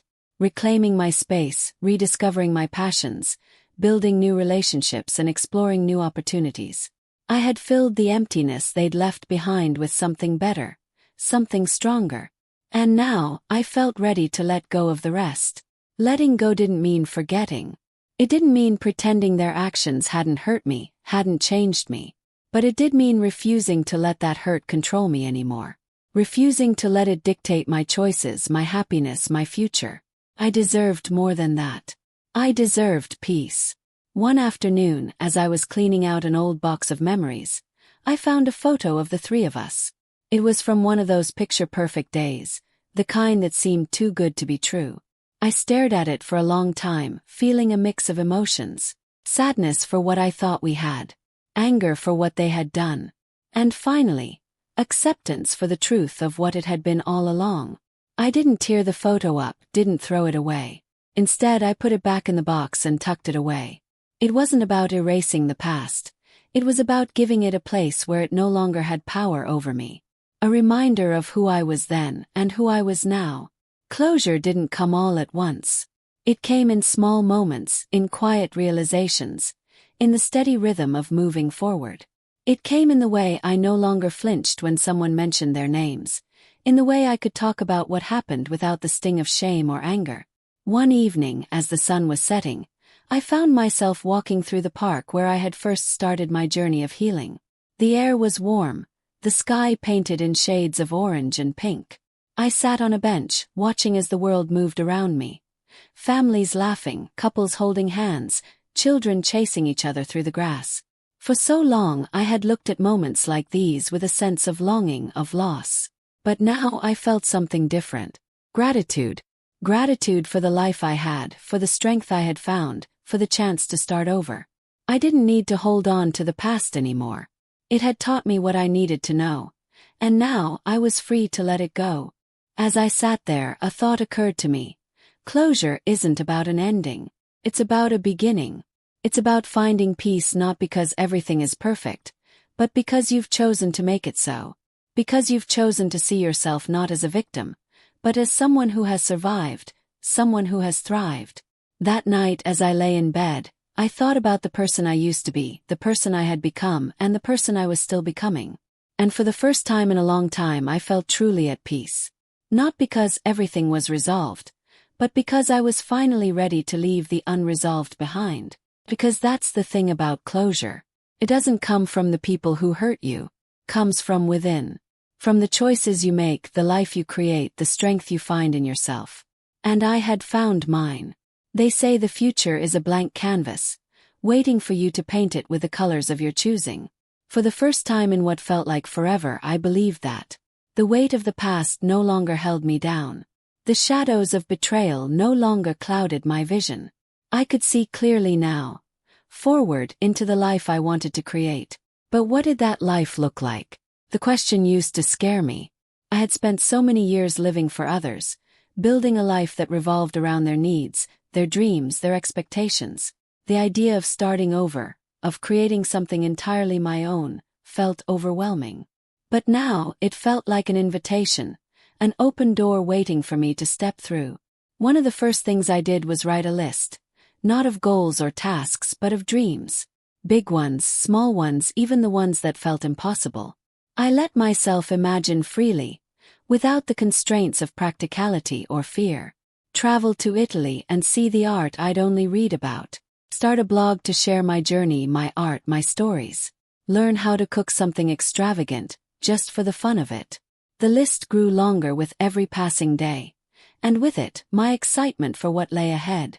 I also began setting intentions, not for the things I wanted to achieve, but for the kind of person I wanted to be. Someone who embraced curiosity, who wasn't afraid to take risks, who lived with an open heart despite the scars it carried. Someone who saw every day as an opportunity, not just to exist, but to thrive. One of the biggest changes came in the form of my work. My art had always been a passion, but now it was becoming something more. A purpose, a calling. Through the mentorship program, I found myself surrounded by people who believed in me, who challenged me to push my boundaries and explore new possibilities. With their encouragement, I started taking on commissions, participating in more exhibitions, even teaching a class at a local community center. The class was a revelation. Standing in front of a room filled with people of all ages, their hands smudged with paint, their eyes filled with concentration and joy, I felt a sense of fulfillment I hadn't known I was missing. Teaching wasn't just about sharing techniques, it was about inspiring others to find their own voices, their own ways of expressing the beauty and complexity of their lives. And in doing so, I found my own voice growing stronger. Beyond work, I started embracing life in all its messy, unpredictable beauty. I said yes to spontaneous road trips with friends, to karaoke nights where my voice cracked but my laughter rang louder. I tried things I'd never done before. Skydiving, salsa dancing, even volunteering at an animal shelter where the chaos of wagging tails and playful paws reminded me how good it felt to give love without expecting anything in return. One evening, as I was sitting by the window, sketchbook in hand, I realized how far I'd come. The woman I was now wasn't just someone who had survived betrayal. She was someone who had learned from it, grown because of it, and refused to let it define her. She was someone who believed in second chances. Not for those who had hurt her, but for herself. The future wasn't just something to be feared or anticipated anymore. It was something to be created moment by moment, choice by choice. And I was ready to create it. Not as a reaction to the past, but as a celebration of the person I had become. Because that's the thing about the future. It's not something that happens to you, it's something you build. And brick by brick, dream by dream, I was building a future that was brighter, bolder, and more beautiful than I had ever imagined. The scars would always be there, a part of my story. But they didn't have to be the end of it. They could be the foundation for something new. Something strong, something that reminded me every day of what I was capable of. And with every step I took forward, I felt the weight of the past growing lighter, until all that was left was hope. There's a moment at the end of every journey when you stop and look back. Not with regret or longing, but with gratitude, for the lessons learned, the strength found, the person you've become. As I stood on the edge of my new life, I let myself look back one last time. The pain, the betrayal, the heartbreak, it was all still there, woven into the fabric of my story. But it no longer defined me. It was part of me, yes, but only a part. The rest of me was filled with hope, with dreams, with a future I was finally ready to embrace. I thought about the woman I used to be. The one who trusted so easily, who gave so much of herself to others without stopping to ask what she needed in return.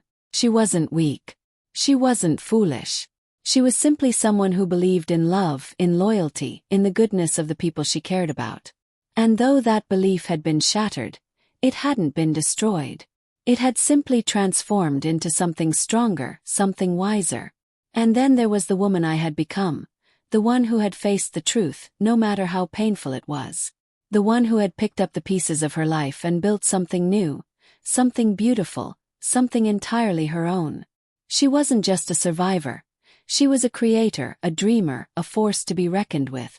Looking forward, the future no longer felt like an unknown to be feared. It felt like a blank canvas, waiting for me to paint it with all the colors of my imagination. It was a place where I could write my own story, one that wasn't defined by the past, but shaped by the person I had chosen to become. One day, as I was walking through the park, I came across a group of children flying kites. Their laughter filled the air, their faces lit with pure, unfiltered joy. I watched as one of the kites caught the wind, soaring higher and higher, its tail fluttering like a ribbon of freedom. In that moment I realized something. I was like that kite. I had weathered the storms, the tangled strings, the crashes to the ground. And now I was flying. The journey wasn't over. It never truly is. There would still be challenges, still be moments of doubt, still be days when the scars ached like old wounds. But I wasn't afraid of those moments anymore, because I knew that I could face them. I knew that I could rise above them. I knew that I could continue to grow, to create, to thrive. As I walked home that evening, the sun setting behind me, I felt a sense of peace settle over me. Not the kind that comes from everything being perfect, but the kind that comes from knowing you're exactly where you're meant to be. I had found my strength, my purpose, my voice. And with every step I took, I was writing the next chapter of my story. Because that's the thing about new chapters. They're not about erasing the past. They're about building on it, using it as the foundation for something greater. And as I stepped into the future, I knew this. I wasn't just starting over. I was starting something extraordinary. This was my story. Not the one that James and Sarah had written for me, but the one I had chosen to write for myself. And as I closed the door on the past, I opened the door to a world of infinite possibilities. A world where I could be anything, do anything, dream anything. And for the first time I wasn't afraid. I was ready. Ready to live, to love, to create, to soar. Ready for whatever came next. Starting over isn't a single moment. It's a series of choices. 1,000 small steps that take you further away from the past and closer to the life you want to create. For me, those steps were leading me somewhere new. Somewhere I never thought I'd go. It began with a single opportunity. Through the mentorship program, I was offered the chance to lead a workshop at a regional art conference. The thought terrified me. Standing in front of a room full of strangers, sharing my techniques, my ideas, it felt like stepping onto a tightrope without a safety net. But it also felt like something I couldn't turn down. I spent weeks preparing, poring over my notes, rehearsing in front of the mirror, even practicing with a few close friends. The day of the conference arrived faster than I expected, and as I stood outside the auditorium, my nerves threatened to overwhelm me. But then I remembered how far I'd come. The woman I was a year ago would have run away from this moment. But I wasn't her anymore. The workshop started slowly, my voice shaky at first, my hands gripping the podium like a lifeline. But as I began to talk about the thing I loved most, art, something shifted. The words came more easily, the nerves faded, and I found myself connecting with the audience in a way I hadn't expected. Their questions, their enthusiasm. It reminded me why I had chosen this path, why I had fought so hard to rebuild my life around something I was passionate about. By the time the session ended, I felt like I was floating. People approached me afterward, thanking me for my insights, sharing how inspired they felt.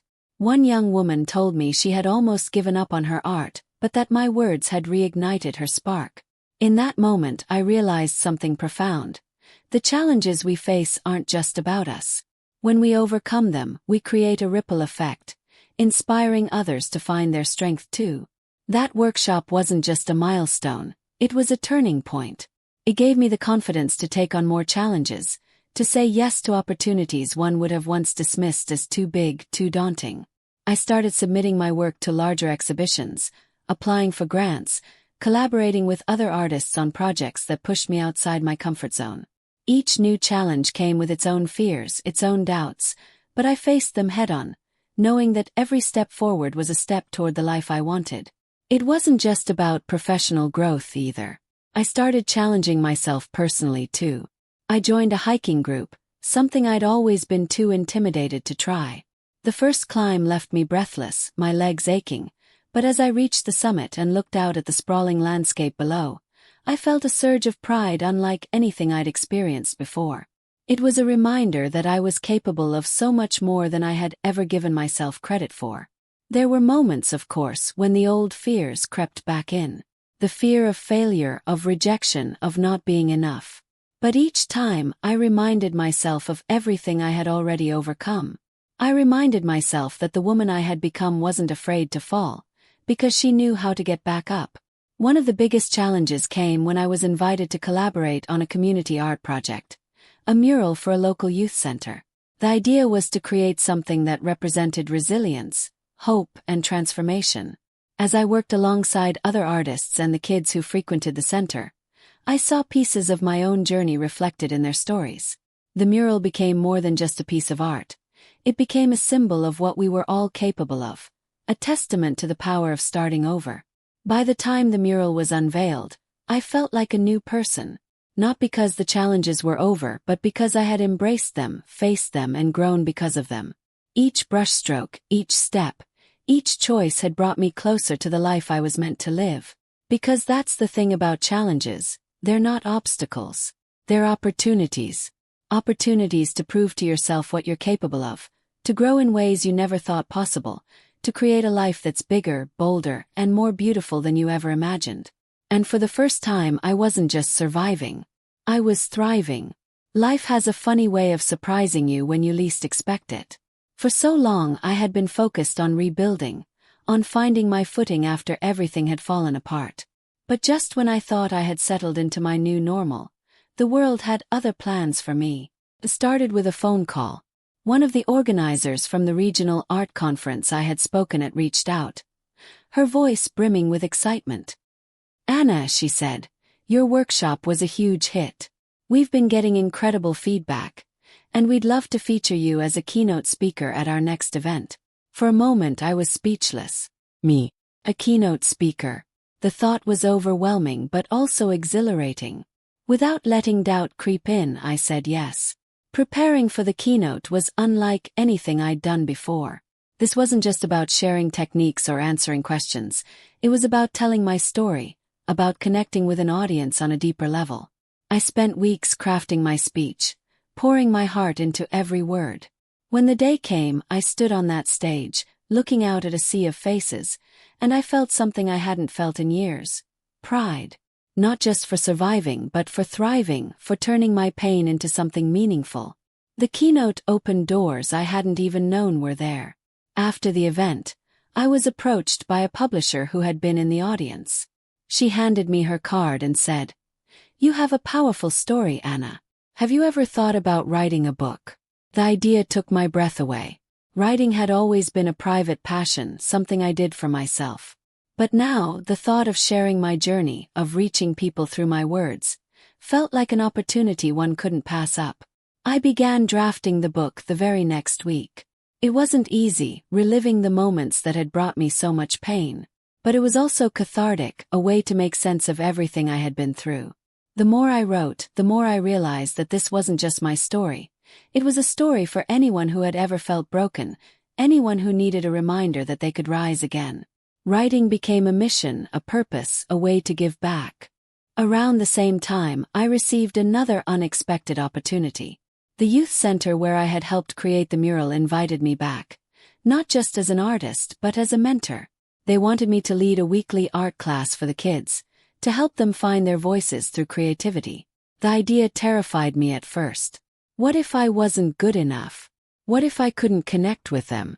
But then I remembered all the people who had believed in me when I couldn't believe in myself. And I decided it was time to pay it forward. The first class was chaotic in the best way. Paint splattered, laughter echoed, and the room buzzed with energy. Watching those kids pour their emotions onto the canvas, seeing their faces light up with pride as they held up their work, it was a reminder of why I had fallen in love with art in the first place. It wasn't just about the finished piece. It was about the process, the freedom to express yourself, the courage to be vulnerable. One evening, as I was wrapping up a session, a young girl approached me, clutching a drawing in her hands. "Thank you, Miss Anna," she said softly. "I didn't think I was good at anything until now." Her words hit me like a tidal wave, a reminder that even the smallest acts can create ripples of change. That moment became a turning point, solidifying my commitment to using my art, my story, my voice to inspire others. As these opportunities unfolded, I realized something important. Growth isn't linear. It's not a straight path from pain to peace, from brokenness to wholeness. It's a journey full of twists and turns, of setbacks and surprises, of moments that challenge you in ways you never expected. But those surprises, they're what make the journey worth it. Each opportunity was a step forward, a chance to prove to myself that I was capable of more than I had ever imagined. And with each step, I felt myself becoming braver, stronger, more certain of the path I was on. It wasn't just about what I was achieving, It was about who I was becoming. And for the first time, I felt like the possibilities were endless. Growth isn't a straight line. It's messy, unpredictable, and filled with moments that test you in ways you never saw coming. Just when you think you've conquered your fears, life has a way of throwing new ones at you, challenging everything you thought you knew about yourself. For me, those fears crept in quietly, like shadows stretching across a sunny day. At first, I didn't notice them. I was so focused on the opportunities in front of me, the book I was writing, the classes I was teaching, the life I was building, that I didn't realize the old doubts had begun to resurface. It started with the book. The deeper I got into writing, the more vulnerable it felt. This wasn't just a story. It was my story, my truth, laid bare for the world to see. What if people didn't understand? What if they judged me, or worse, dismissed my experiences as unimportant? The thought of opening myself up like that terrified me, and for a while, I found myself avoiding the pages, staring at a blank screen as the weight of those fears held me back. Then there was the youth center. The kids had become a source of joy and inspiration, but also of pressure. What if I wasn't the role model they needed? What if I let them down? The fear of failing them was like a constant hum in the back of my mind, a reminder of how much was at stake. And finally, there were the relationships I was building, new friendships, deeper connections, even the possibility of love. Each step closer to someone felt like stepping onto a fragile bridge, unsure if it would hold my weight. I had been hurt before, betrayed in ways that had left scars I was still learning to live with. The idea of opening myself up to that kind of pain again was almost paralyzing. But then I remembered something I had learned along the way. Fear isn't the enemy. It's a guide. It shows you where you need to go, where you need to grow. And the only way to overcome it is to face it head-on. So I started small. With the book, I focused on one chapter at a time, reminding myself that my story wasn't just for me. It was for anyone who needed to hear it, anyone who needed to know they weren't alone.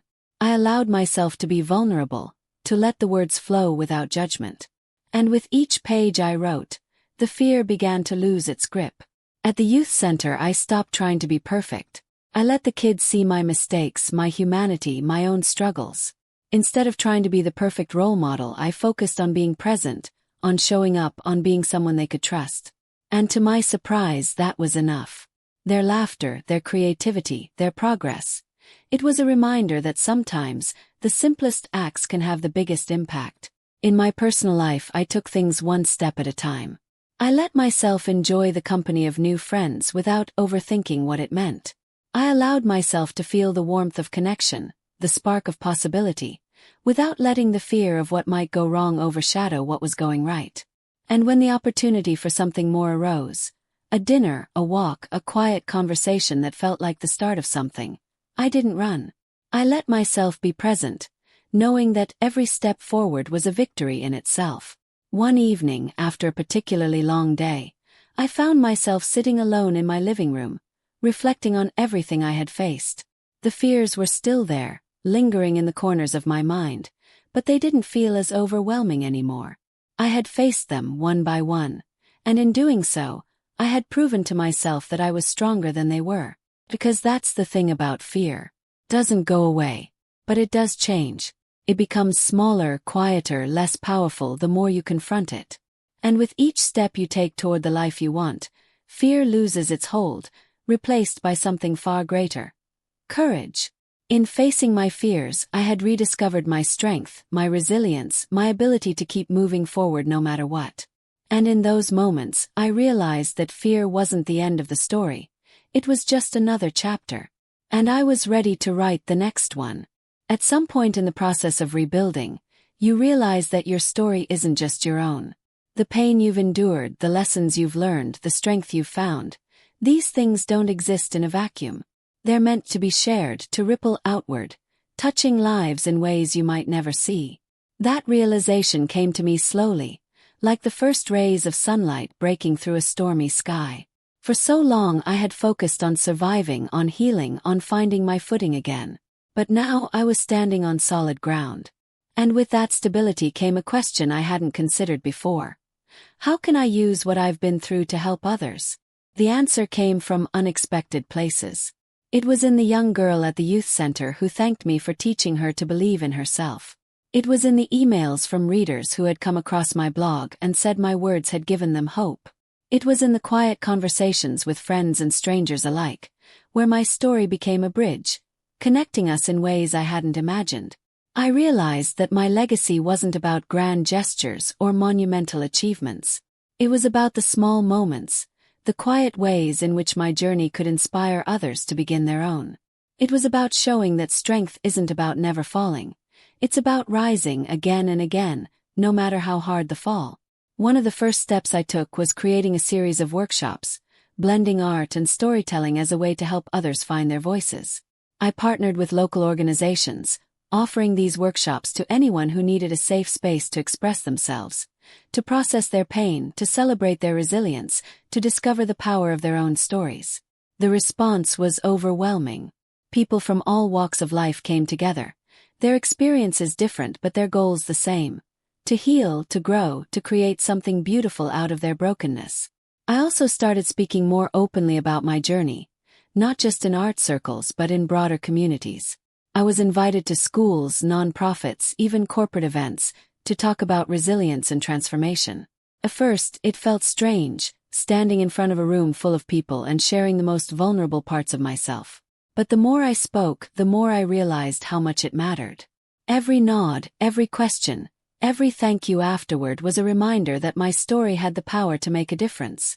And then there was the book. Writing it had been a labor of love, a way to make sense of everything I had been through. But when it was finally published, I saw how much it resonated with others. Letters and emails poured in from readers around the world, each one a testament to the universality of pain, and the resilience that lies within us all. "Your story helped me find my strength," one letter read. And in that moment I knew. This was my legacy. The youth center became another cornerstone of that legacy. Working with the kids, there wasn't just about teaching them to paint or draw. It was about helping them see the value in their own voices, their own stories. Watching their confidence grow, seeing the pride in their eyes as they shared their work, was one of the most rewarding experiences of my life. They weren't just creating art. They were creating hope for themselves and for each other. Building a legacy isn't about erasing the past. It's about transforming it. It's about taking the pain and the scars and using them as a foundation for something greater. It's about giving back, about lifting others up, about creating ripples that extend far beyond yourself. As I looked at everything I had built, the workshops, the book, the relationships I had nurtured, I felt a sense of fulfillment I hadn't thought possible. My journey wasn't just about healing myself anymore. It was about helping others find their own paths to healing, to growth, to transformation. Because that's the thing about a legacy. It's not about what you leave behind. It's about what you give while you're here. And every time I saw someone light up with inspiration, every time I heard someone say, "Because of you I didn't give up," I knew I was doing just that. This wasn't the end of my journey. There was still so much to learn, so much to do, so much to give. But as I looked ahead, I felt something I hadn't felt in a long time: purpose. And with that purpose, I knew I could face whatever came next. Love. It's a word that used to come so easily to me, a word that carried weight and warmth and promise. But after everything that happened, it became something I feared. Something I doubted I'd ever want to embrace again. For a long time I avoided the idea altogether. I convinced myself that I didn't need it, that I was perfectly fine on my own. And in many ways I was. My life was full of art, of purpose, of connections that brought me joy. But there were moments, quiet moments, when the thought of sharing that life with someone lingered in the back of my mind. A possibility I wasn't sure I was ready for. Then came Daniel. He wasn't someone I expected to meet, let alone feel drawn to. We'd crossed paths at an art workshop. His gentle demeanor a stark contrast to the chaos of the room. He was a sculptor, his hands rough with clay and his voice soft with sincerity. At first our conversations were casual, art, technique, inspirations. But over time they became something more. Something deeper. He had a way of listening that made me feel seen, truly seen, in a way I hadn't felt in years. He didn't pry into my past, didn't push for answers I wasn't ready to give.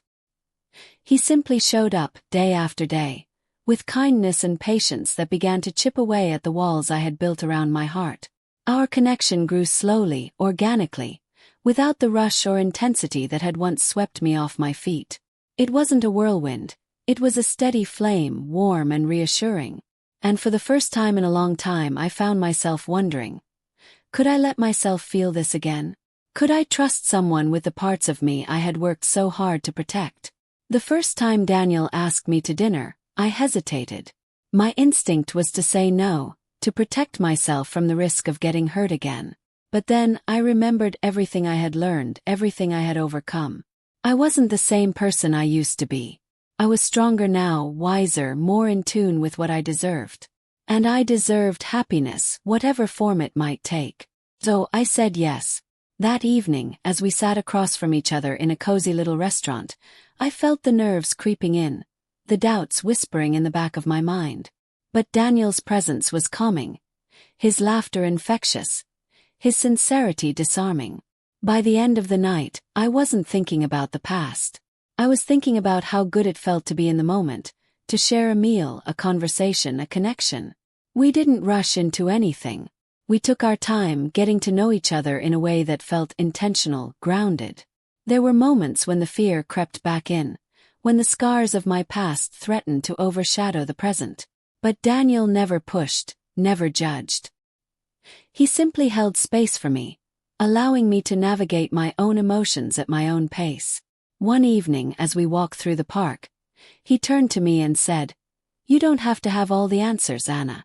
Just know that I'm here, however you need me to be." His words stayed with me, a reminder that love doesn't have to be all-consuming or perfect to be real. It can be patient, gentle, and kind. For the first time, I began to see love not as something to fear, but as something to embrace. It wasn't about erasing the past or forgetting the pain.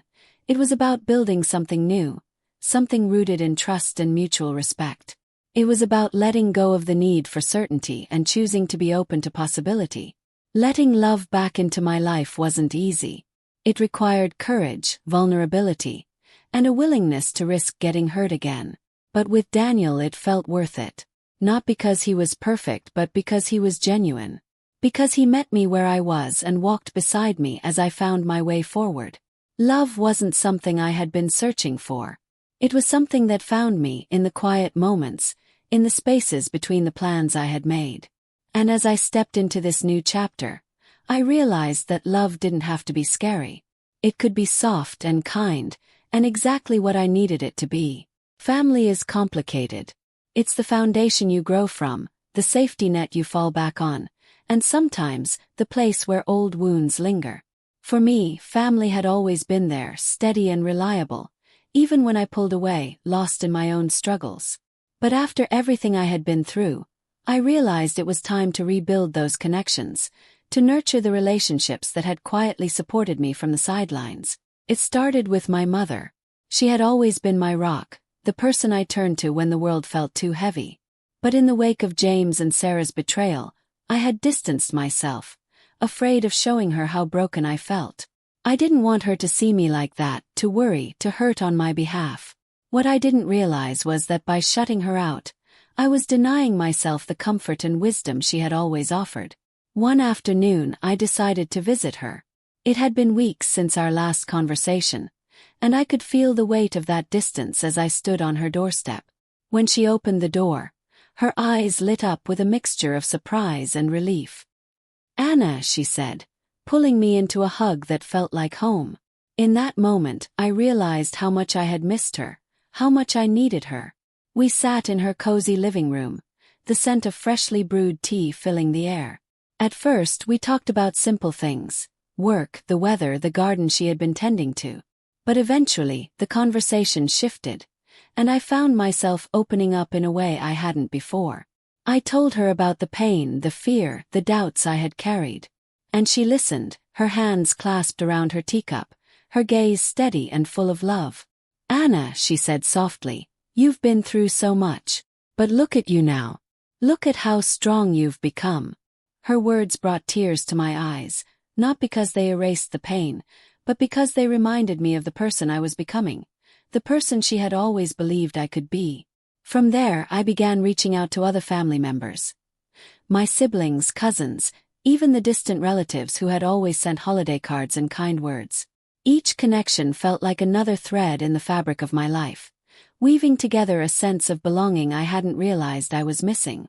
One weekend, my sister invited me to join her family for a day at the lake. Watching her kids splash in the water, their laughter ringing out across the shoreline, I felt a sense of peace I hadn't felt in years. My sister sat beside me, her arm draped around my shoulders. "It's good to have you back," she said. And for the first time I believed her. I wasn't just surviving. I was returning to the things that mattered.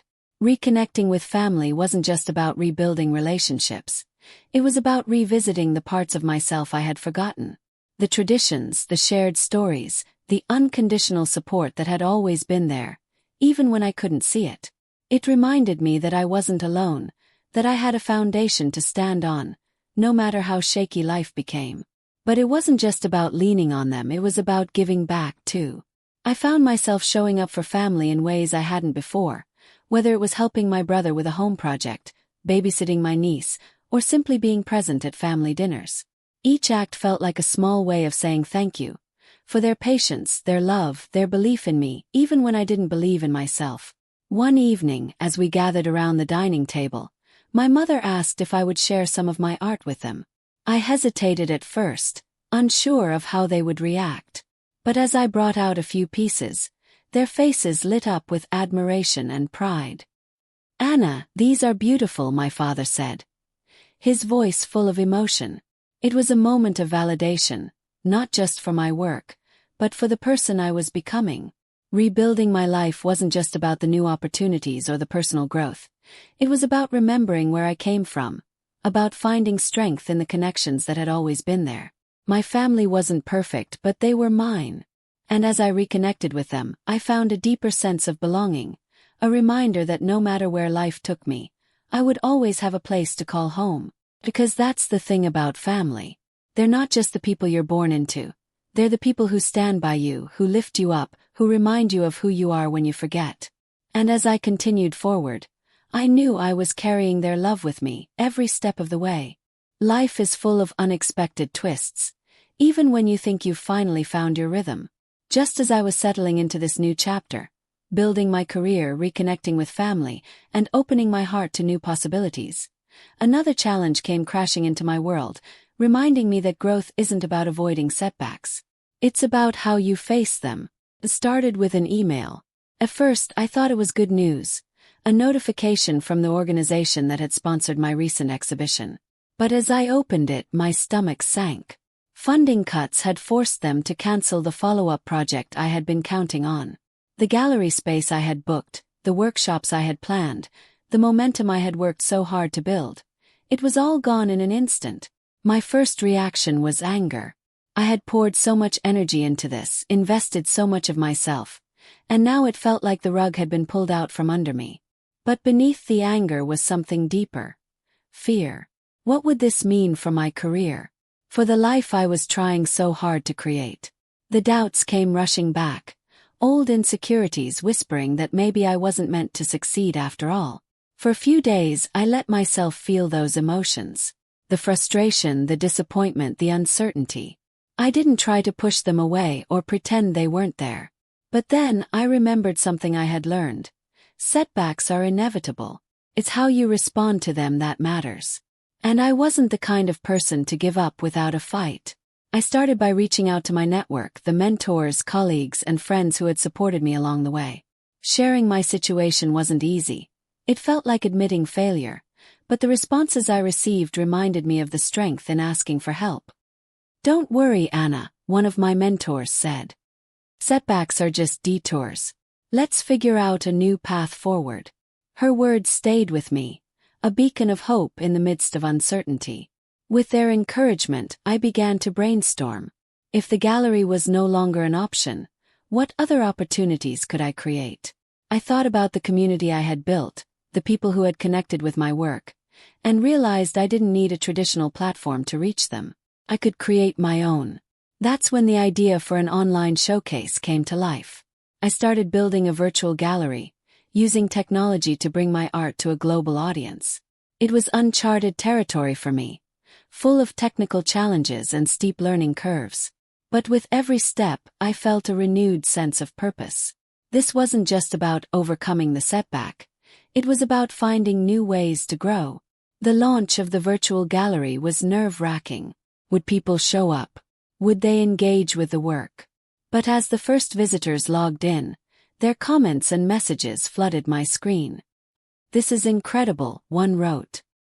"Thank you for sharing your vision." The support was overwhelming, and it reminded me that setbacks don't have to be endings. They can be beginnings. At the same time, I faced another challenge, one far closer to home.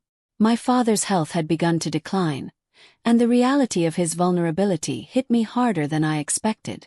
Balancing my responsibilities while being there for my family stretched me in ways I hadn't anticipated. But it also reminded me of what truly mattered. Sitting by his side, sharing stories and laughter, I realized that setbacks aren't just obstacles. They're opportunities to reconnect, to prioritize, to be present for the people who need you. Through it all, I leaned on the lessons I had learned in my journey. Resilience, adaptability, and the power of community. I learned to let go of the idea that everything had to go according to plan, and to embrace the beauty of finding new paths when the old ones disappeared. By the time the storm had passed, I found myself stronger, more grounded, and more determined than ever. The virtual gallery became a success, opening doors I hadn't even considered before. My family grew closer through the shared challenges, finding comfort in each other's presence. And I learned that setbacks, as painful as they are, have a way of shaping us in ways success never could. Because that's the thing about challenges, they don't define you. What defines you is how you rise, how you adapt, how you take what life throws at you and turn it into something meaningful. And as I stood on the other side of this setback, I knew one thing for certain. I was ready for whatever came next. Milestones have a way of sneaking up on you. You work so hard, day in and day out, focusing on the process, the little victories, the next step forward. And then one day, you look up and realize just how far you've come. For me, that realization came when I received an invitation to speak at a major art and storytelling symposium. It was one of the largest events of its kind, attended by creators, critics, and enthusiasts from around the world. The invitation wasn't just an honor. It was a milestone, a moment that represented everything I had worked for, everything I had overcome. The theme of the symposium was resilience, and they wanted me to share my journey. Not just as an artist, but as someone who had turned pain into purpose, someone who had found beauty in the broken places. Preparing for that speech felt different from anything I had done before. This wasn't just about technique or creativity. It was about vulnerability, about baring my soul to a room full of strangers and trusting that my story could make a difference. As the day of the symposium approached, I felt the familiar twinge of nerves, the little voice in my head questioning if I was ready, if I belonged on that stage. But then I thought about all the people who had supported me, who had believed in me when I couldn't believe in myself. I thought about the kids at the youth center, the readers who had reached out to say my work had inspired them, the connections I had built through sharing my truth. And I knew I was ready. Walking onto that stage was both terrifying and exhilarating. The auditorium was packed, the bright lights obscuring the faces in the crowd, but I could feel their energy, their curiosity, their openness. I took a deep breath, gripped the microphone, and began to speak. I told them about the cracks in my life, the betrayal that had shattered everything I thought I knew. I told them about the days when getting out of bed felt like a victory, the nights when doubt and fear were my only companions. But I also told them about the light I had found, the strength I had discovered, the journey of turning those cracks into a mosaic of resilience and hope. As I spoke, I felt the weight of the past lifting, replaced by something lighter, something freer. The words flowed not just from my mind, but from my heart, connecting me to the audience in a way I hadn't expected. Their reactions were subtle. Nods of understanding, quiet tears, the occasional smile, but they reminded me that my story wasn't just mine. It was universal, a testament to the human capacity for growth and transformation. When I finished, the room erupted into applause. It was loud, overwhelming, and deeply humbling. People approached me afterward, sharing their own stories, their own struggles, their own journeys of resilience. One woman said, "Your words gave me the courage to keep going." Another said, "You reminded me that it's okay to start over." Their words were a reminder of why I had chosen to share my story in the first place. To create ripples, to inspire, to show that no matter how broken you feel, there is always a way forward. The symposium wasn't just a milestone, it was a moment of reflection, a chance to see the impact of everything I had built. It wasn't about the applause or the recognition. It was about the connections, the conversations, the shared understanding that we are all capable of more than we think. That evening, as I stood in the quiet of my hotel room, looking out at the city lights, I felt a profound sense of gratitude. For the journey, for the people who had supported me, for the person I had become. This milestone wasn't the end of the story. It was a marker, a reminder of how far I had come and how much further I could go. Because that's the thing about milestones. They're not just about celebrating the past. They're about inspiring the future. And as I looked ahead, I felt a renewed sense of purpose. A fire that burned brighter than ever. This was my life, my journey, my story. And I was ready to keep writing it, one milestone at a time. There's a quiet power in looking back. Not to dwell on the past or relive the pain, but to see how far you've come. To trace the journey, to recognize the strength you didn't know you had, to honor the person you were and the person you've become. One evening, as I sat in my studio surrounded by sketches, notes, and pieces of unfinished work, I found myself reflecting on everything that had led me to this moment. The betrayal that had shattered my world, the days when survival felt like the only goal, the slow, steady climb out of the darkness. It all felt so far away, yet so vivid, like echoes that still lingered but no longer defined me. I thought about the Anna I used to be. The one who trusted so easily, who gave so much of herself to others, who built her life around the people she loved. She wasn't naive or weak, as I once thought. She was brave, open, willing to believe in the goodness of others. And though that belief had been tested, it hadn't been destroyed. It had simply evolved. Then there was the Anna who had emerged from the rubble. The one who had faced the truth, no matter how painful it was. The one who had learned to stand on her own, to find strength in solitude, to rediscover her voice and her purpose. She wasn't just a survivor. She was a creator, a builder, a dreamer. And she had paved the way for the Anna I was now. Looking back, I realized that every step of the journey had mattered. The moments of heartbreak, the nights of doubt, the victories that seemed small at the time but were monumental in hindsight. Each experience had been a piece of the mosaic, shaping me into someone I could be proud of, someone who could face the future with open arms. I thought about the people who had walked alongside me on this journey. My family, whose love had been a constant, even when I tried to push them away. My friends, who had reminded me of the value of connection and trust. The mentors, colleagues, and strangers who had shown me that kindness and encouragement could come from the most unexpected places. And, of course, the people I had met along the way. The ones whose lives had touched mine, whose stories had inspired me, whose resilience had mirrored my own. Reflecting on the journey wasn't just about gratitude. It was about finding meaning. About understanding that the cracks in my life hadn't broken me. They had revealed me. They had shown me the depths of my strength, the breadth of my potential, the light that could shine even in the darkest of times. I thought about the work I had created, the milestones I had reached, the connections I had formed. Each one was a testament to the power of resilience, to the beauty of transformation, to the idea that we are never finished becoming who we are meant to be. And yet, I knew the journey wasn't over. Never is. There would be new challenges, new fears, new opportunities to grow. But for the first time I didn't feel afraid. Felt ready.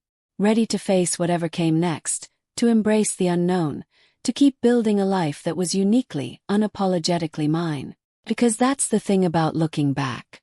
It's not about staying in the past. It's about carrying its lessons forward. It's about honoring the road that brought you here while stepping boldly into what lies ahead. And as I sat there, surrounded by the evidence of how far I had come, I knew one thing for certain. I was just getting started. Endings are never really endings. They're transitions, doorways into something new, something unexpected. As I stood on the threshold of this new chapter, I felt the weight of everything I had been through, not as a burden but as a foundation. A reminder of the strength I had built, the lessons I had learned, the life I had created. This wasn't the end of my story. It wasn't even the middle. It was a continuation. A new page, a new beginning, a new chance to live fully and fearlessly. And for the first time I wasn't just ready for it. I was excited. My days were no longer defined by survival. They were filled with purpose, with creativity, with connections that brought me joy and inspiration. The art studio had become a sanctuary, not just for me, but for the people I worked with. The kids at the youth center, the community members who joined my workshops, the friends who shared in the process of creating something meaningful. The book I had poured my heart into was out in the world, touching lives in ways I couldn't have imagined. Letters from readers continued to arrive, each one a reminder that vulnerability wasn't a weakness.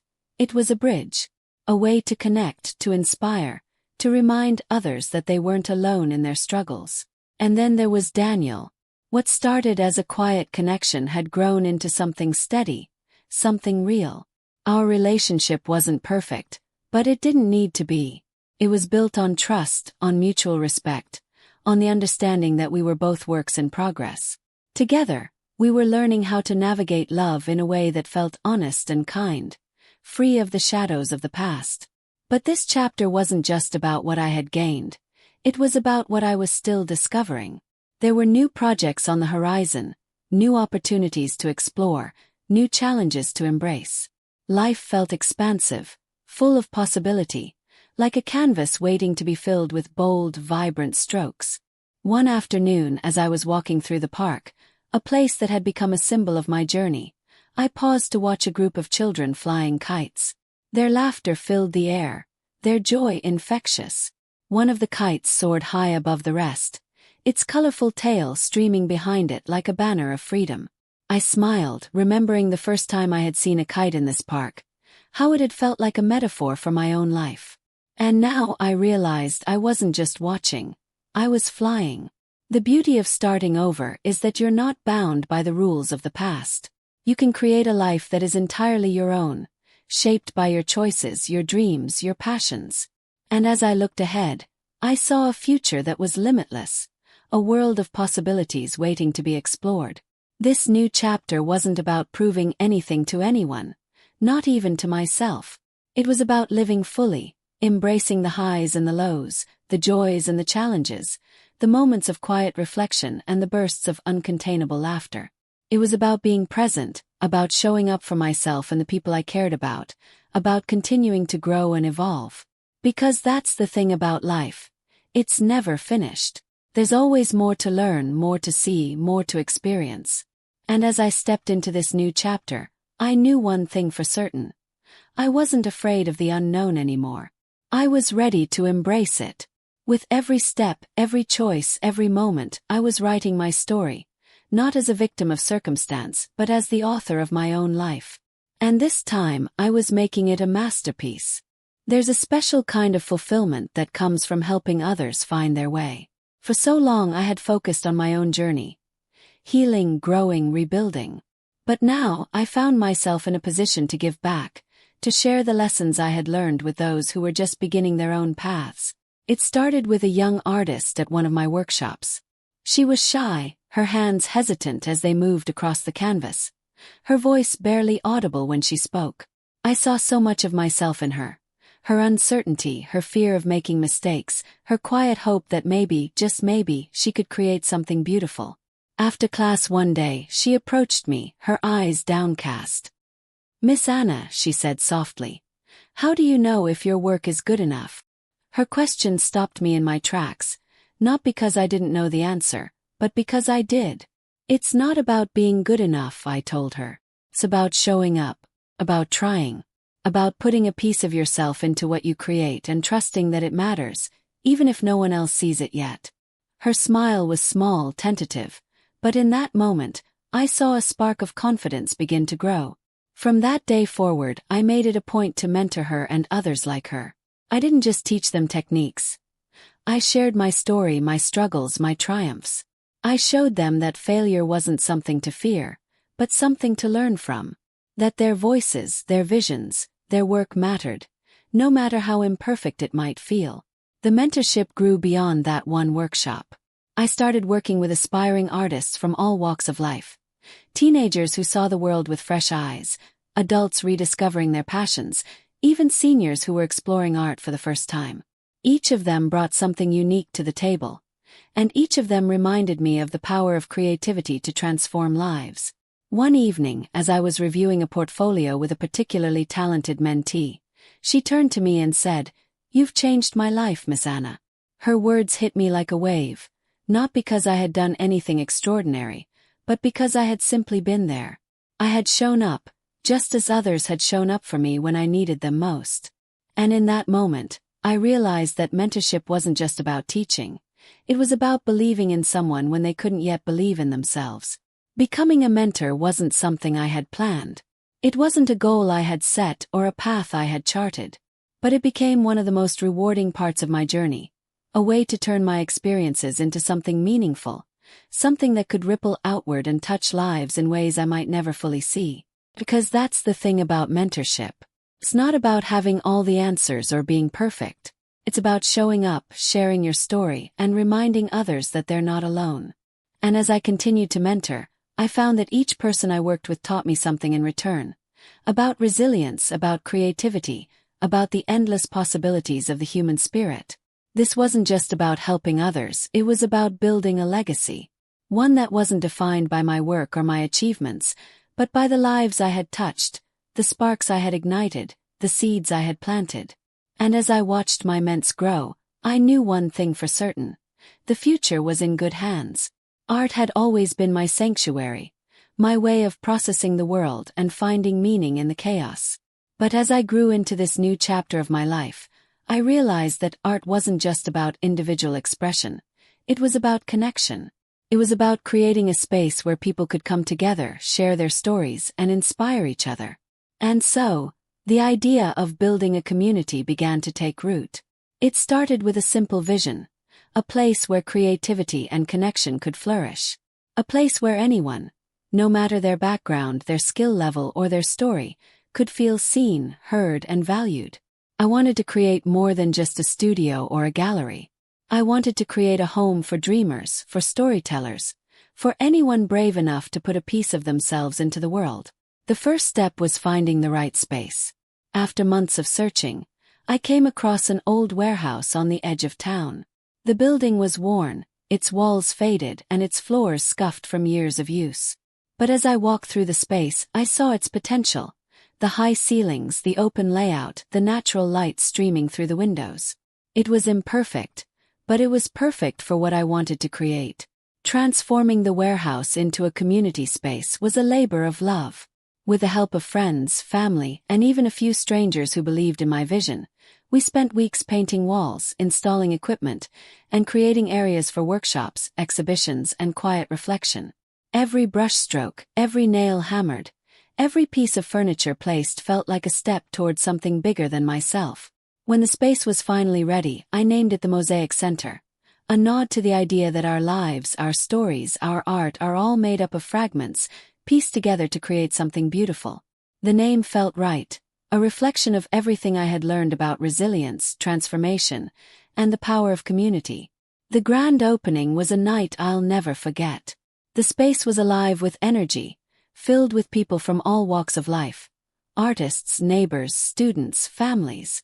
There were exhibits lining the walls, live demonstrations, and areas where guests could create their own art. As I looked around the room, I felt a surge of pride, not just for what I had built, but for the connections that were already forming. Strangers became collaborators, conversations turned into inspirations, and the air buzzed with possibility. The Mosaic Center quickly became more than I had imagined. It hosted workshops for aspiring artists, storytelling nights where people could share their journeys, and community projects that brought neighbors together to create murals and installations.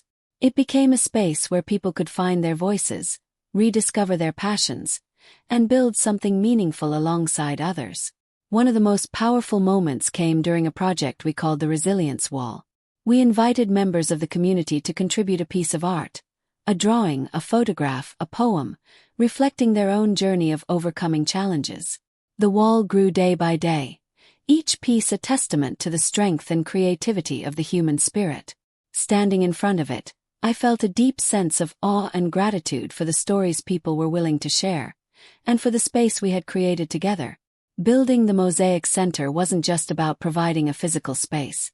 It was about creating a sense of belonging, a reminder that we are stronger together, that our stories matter, and that creativity has the power to heal, connect, and transform.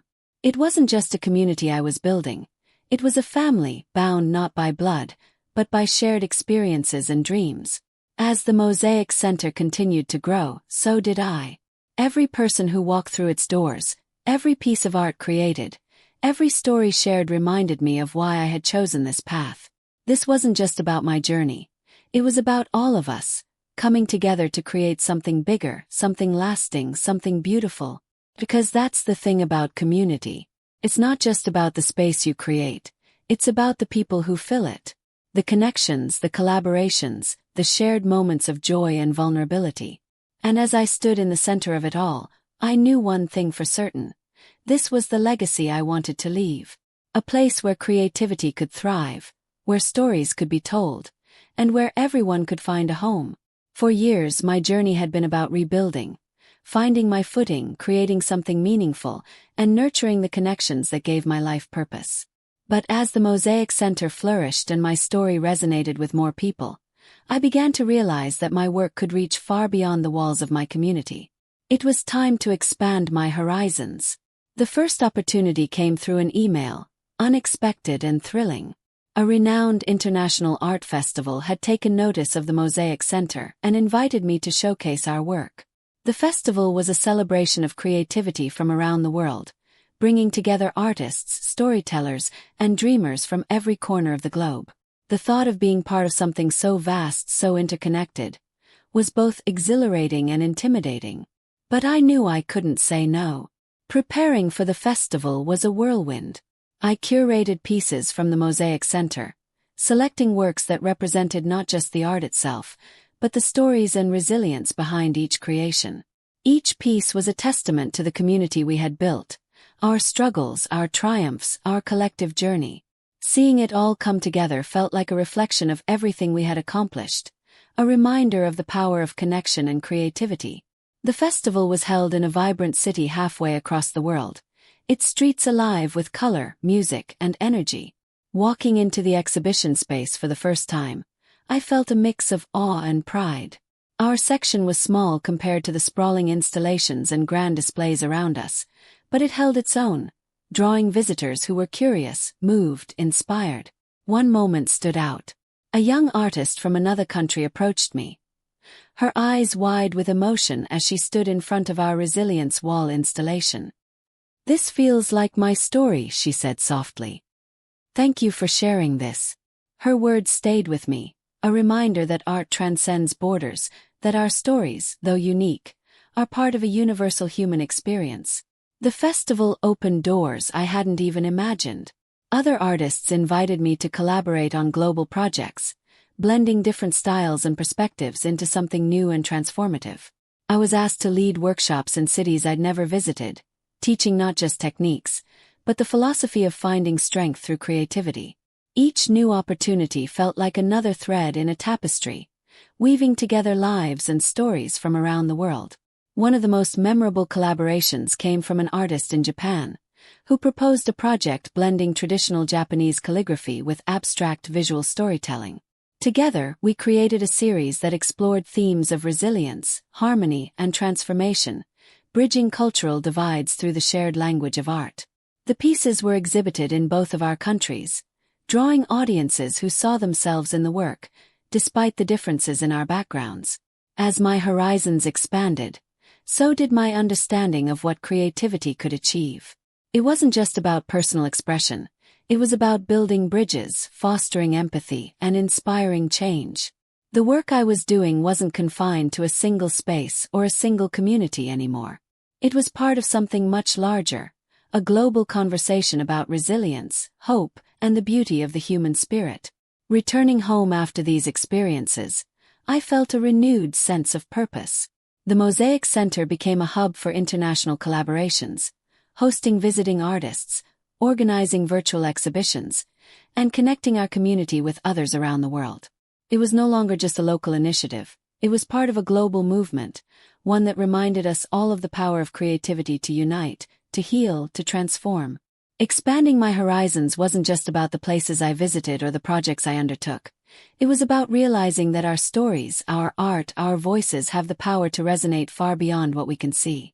It was about understanding that every connection, every collaboration, every act of creativity is a step toward a world where we are all a little more connected, a little more compassionate, a little more whole. Because that's the thing about horizons. They're not limits. They're invitations. Invitations to step out of your comfort zone, to embrace the unknown, to see the world not just as it is, but as it could be. And as I continued this journey, I knew one thing for certain. The world was much larger, much more beautiful, and much more interconnected than I had ever imagined. And I was ready to be a part of it. As the Mosaic Center grew and my work reached new audiences, I found myself stepping into a role I hadn't anticipated. A leader. It wasn't something I had planned or even aspired to, but it became a natural extension of everything I was building. A chance to guide, inspire, and shape the vision of what creativity and connection could achieve. Leadership, I quickly learned, wasn't about control or authority. It was about listening, about creating a space where everyone felt seen and valued, about bringing together voices and perspectives to create something greater than the sum of its parts.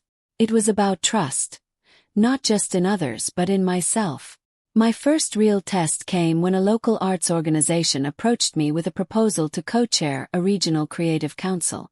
The role would involve overseeing projects, securing funding, and advocating for the arts in our community. First, I hesitated. Could I take on such a responsibility? Would I be able to balance it with my own work, my personal growth, my vision for the Mosaic Center? But then I thought about everything I had learned on my journey. The importance of collaboration, the power of creativity to transform lives, the connections I had built along the way. This wasn't just an opportunity to lead. It was an opportunity to amplify the impact of what we were doing, to bring the values of resilience, inclusion, and hope to a broader stage. And so I said yes.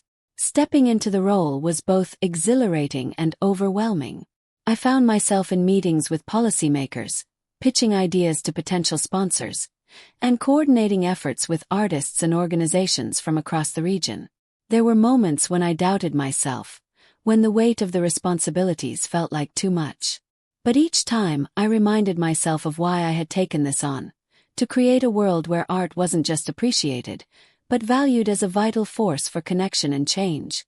One of our first initiatives was a community-wide art festival, designed to showcase local talent and bring people together through creativity. It was a massive undertaking, requiring months of planning, countless meetings, and an army of volunteers. But as the festival came to life, filling the streets with color, music, and laughter, I felt a deep sense of pride, not just in what we had accomplished, but in the spirit of collaboration that had made it possible. Leadership wasn't just about the big projects, though. It was about the quiet moments, the conversations with a young artist struggling to find their place, the decisions about how to allocate resources to support underrepresented voices, the emails of encouragement to team members who were feeling overwhelmed. It was about showing up day after day, and leading not with authority, but with empathy. Of course, there were challenges. Balancing the demands of leadership with my personal projects and relationships wasn't always easy. There were times when I felt stretched thin, when the pressures of the role threatened to overshadow the joy of the work. But in those moments, I leaned on the lessons I had learned, about setting boundaries, asking for help, and remembering why I started this journey in the first place. Over time, I began to see leadership not as a title or a position, but as an extension of who I was. It was about being a steward of the values I held dear, about using my platform to create opportunities for others, about building a community where creativity could thrive. It wasn't about me, it was about us, about what we could achieve together. One evening, as I stood in the center of the Mosaic Center, watching a group of young artists present their work to an audience of friends and family, I felt a deep sense of fulfillment. This was what leadership was about. Not standing above others, but standing with them, lifting them up, creating a space where their voices could be heard. Leadership, I realized, wasn't about perfection. It was about progress. It was about learning as you go, making mistakes, and growing alongside the people you're guiding. It was about staying true to your values, even when the path forward wasn't clear. And as I continued to navigate this role, I knew one thing for certain. Leadership wasn't just something I was doing. It was something I was becoming. Because that's the thing about leadership. It's not about being the best or having all the answers. It's about showing up, about inspiring others to believe in themselves, about creating a vision that's bigger than any one person. And as I embraced this new chapter, I knew that together, we could create something extraordinary. Love is a curious thing. It's messy, imperfect, and often unexpected. For a long time I thought I had lost the ability to love, to trust, to open my heart, to share my life with someone else. But then came Daniel, and with him, a quiet reminder that love doesn't have to be perfect to be real. It just has to be honest. Our relationship wasn't a whirlwind. It wasn't marked by grand gestures or dramatic declarations. It was steady, rooted in small moments. A shared laugh, a gentle touch, an unspoken understanding. Daniel had a way of being present without overwhelming, of giving without expecting, of loving without conditions. And for the first time in years, I felt safe to lean into that. But love, I realized, wasn't just about safety. It was about growth, individually and together. As much as Daniel supported my journey, he had his own path to walk, his own dreams to pursue, his own fears to confront. And navigating that balance, between our shared life and our individual ambitions, wasn't always easy. There were moments when our schedules clashed, when the demands of our work pulled us in opposite directions. There were nights when we argued, not because we didn't care, but because we cared so much and didn't always know how to show it. There were doubts and insecurities, echoes of past wounds that lingered in the corners of our minds. But through it all, there was a commitment, to each other, to the relationship we were building, to the love we were choosing every day. One evening, after a particularly long week, Daniel and I sat on the balcony of his apartment, the city lights stretching out before us. "Do you ever wonder if we're doing this right?" he asked, his voice soft. I thought about his question, about the ways we had stumbled and learned and grown. "I don't think there is a right way," I said. "I think it's just about showing up. For yourself, for each other, for what we're building." He nodded, a small smile playing at his lips. "Then I think we're doing okay." That conversation stayed with me, a reminder that love isn't about perfection. It's about presence. It's about being willing to face the hard moments, to have the tough conversations, to navigate the uncertainties together. It's about recognizing that love isn't a destination. It's a journey, one that requires patience, effort, and a lot of grace. Over time we found our rhythm. We learned to communicate better, to set boundaries that honored our individual needs, to celebrate each other's successes without feeling overshadowed. Daniel's quiet strength complemented my drive, and my resilience inspired his creativity. Together we built something that felt balanced, supportive, real. But love wasn't just about the two of us. It was about how our relationship fit into the larger tapestry of our lives. Daniel became a part of the Mosaic Center, not as an artist or a leader, but as someone who believed in its mission. He helped with projects, cheered on the kids at their exhibitions, and reminded me to take breaks when I was pushing myself too hard. In turn, I supported his ventures, his ideas, his growth, finding joy in being part of his journey as much as he was part of mine. Reflecting on love, I realized that it wasn't about completing each other. It was about complementing each other. It was about being whole individuals who chose to share their lives, their dreams, their vulnerabilities. It was about creating a partnership that made space for both of us to flourish, together and apart. There were still challenges, of course. Love doesn't erase the complexities of life. It adds to them. But it also adds depth, joy, and a sense of belonging that makes the challenges worth facing. And as Daniel and I continued to navigate this chapter, I knew that love wasn't just something I had found. It was something we were creating, moment by moment, day by day. Because that's the thing about love. It's not about being perfect for each other. It's about being present for each other. It's about choosing to show up, even when it's hard, even when it's messy, even when it scares you. And as I reflected on everything we had built, I felt a deep sense of gratitude. For Daniel, for us, for the journey we were walking together. One step at a time. Life has a way of testing you when you least expect it. Just when you think you found your balance, when things feel steady and secure, the ground shifts beneath your feet, reminding you that growth is a constant process, not a final destination. For me, those tests came in waves, challenging not just my resilience, but everything I had built along the way. The first challenge came with the Mosaic Center. It had grown into something bigger than I ever imagined. A hub of creativity and connection, a place where stories were shared and lives were changed. But with that growth came new pressures. Funding became tighter, the demands of managing a larger team grew more complex, and the expectations from the community felt heavier. One morning, as I stared at a stack of grant applications and a calendar filled with meetings, I felt the familiar tug of doubt. Could I keep this going? Could I meet the needs of everyone who relied on this space? The second test hit closer to home. My father's health, which had been declining slowly, took a sudden turn. The reality of his mortality became impossible to ignore, and I found myself juggling the demands of work with the emotional weight of being there for my family. Sitting by his bedside, holding his hand as he drifted in and out of sleep, I was reminded of the fragility of life and the importance of cherishing the moments we have. And then there was my relationship with Daniel. As much as we had grown together, the challenges of our individual lives began to create tension. My responsibilities at the Mosaic Center left me little time for us, while his own work pulled him in different directions.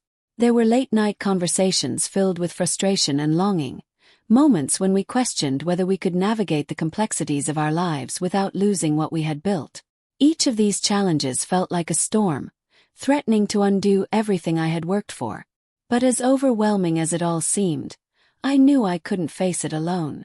I leaned on my team at the Mosaic Center, delegating tasks and trusting them to carry the vision forward.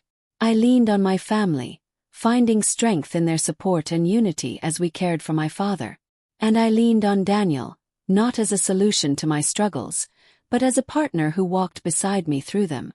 One evening, after a particularly difficult day, I found myself sitting in the quiet of my studio, a blank canvas in front of me. I picked up a brush, unsure of what to paint, and let my emotions guide me. The strokes were messy, raw, unfiltered, a reflection of the chaos I felt inside. But as the image began to take shape, I saw something emerge. Not just the pain and uncertainty, but the hope and strength that had carried me this far. That painting became a turning point. It reminded me that challenges aren't just obstacles, they're opportunities. Opportunities to grow, to adapt, to rediscover the values and relationships that ground us. The Mosaic Center wasn't just about me. It was about the community that believed in its mission.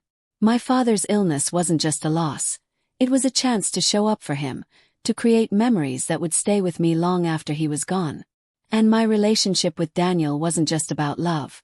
It was about partnership, about weathering the storms together and coming out stronger on the other side. Over time, the storms began to pass. The Mosaic Center secured new funding, thanks to the collaborative efforts of the team. My father's health stabilized, giving us more time to share laughter, stories, and quiet moments of connection.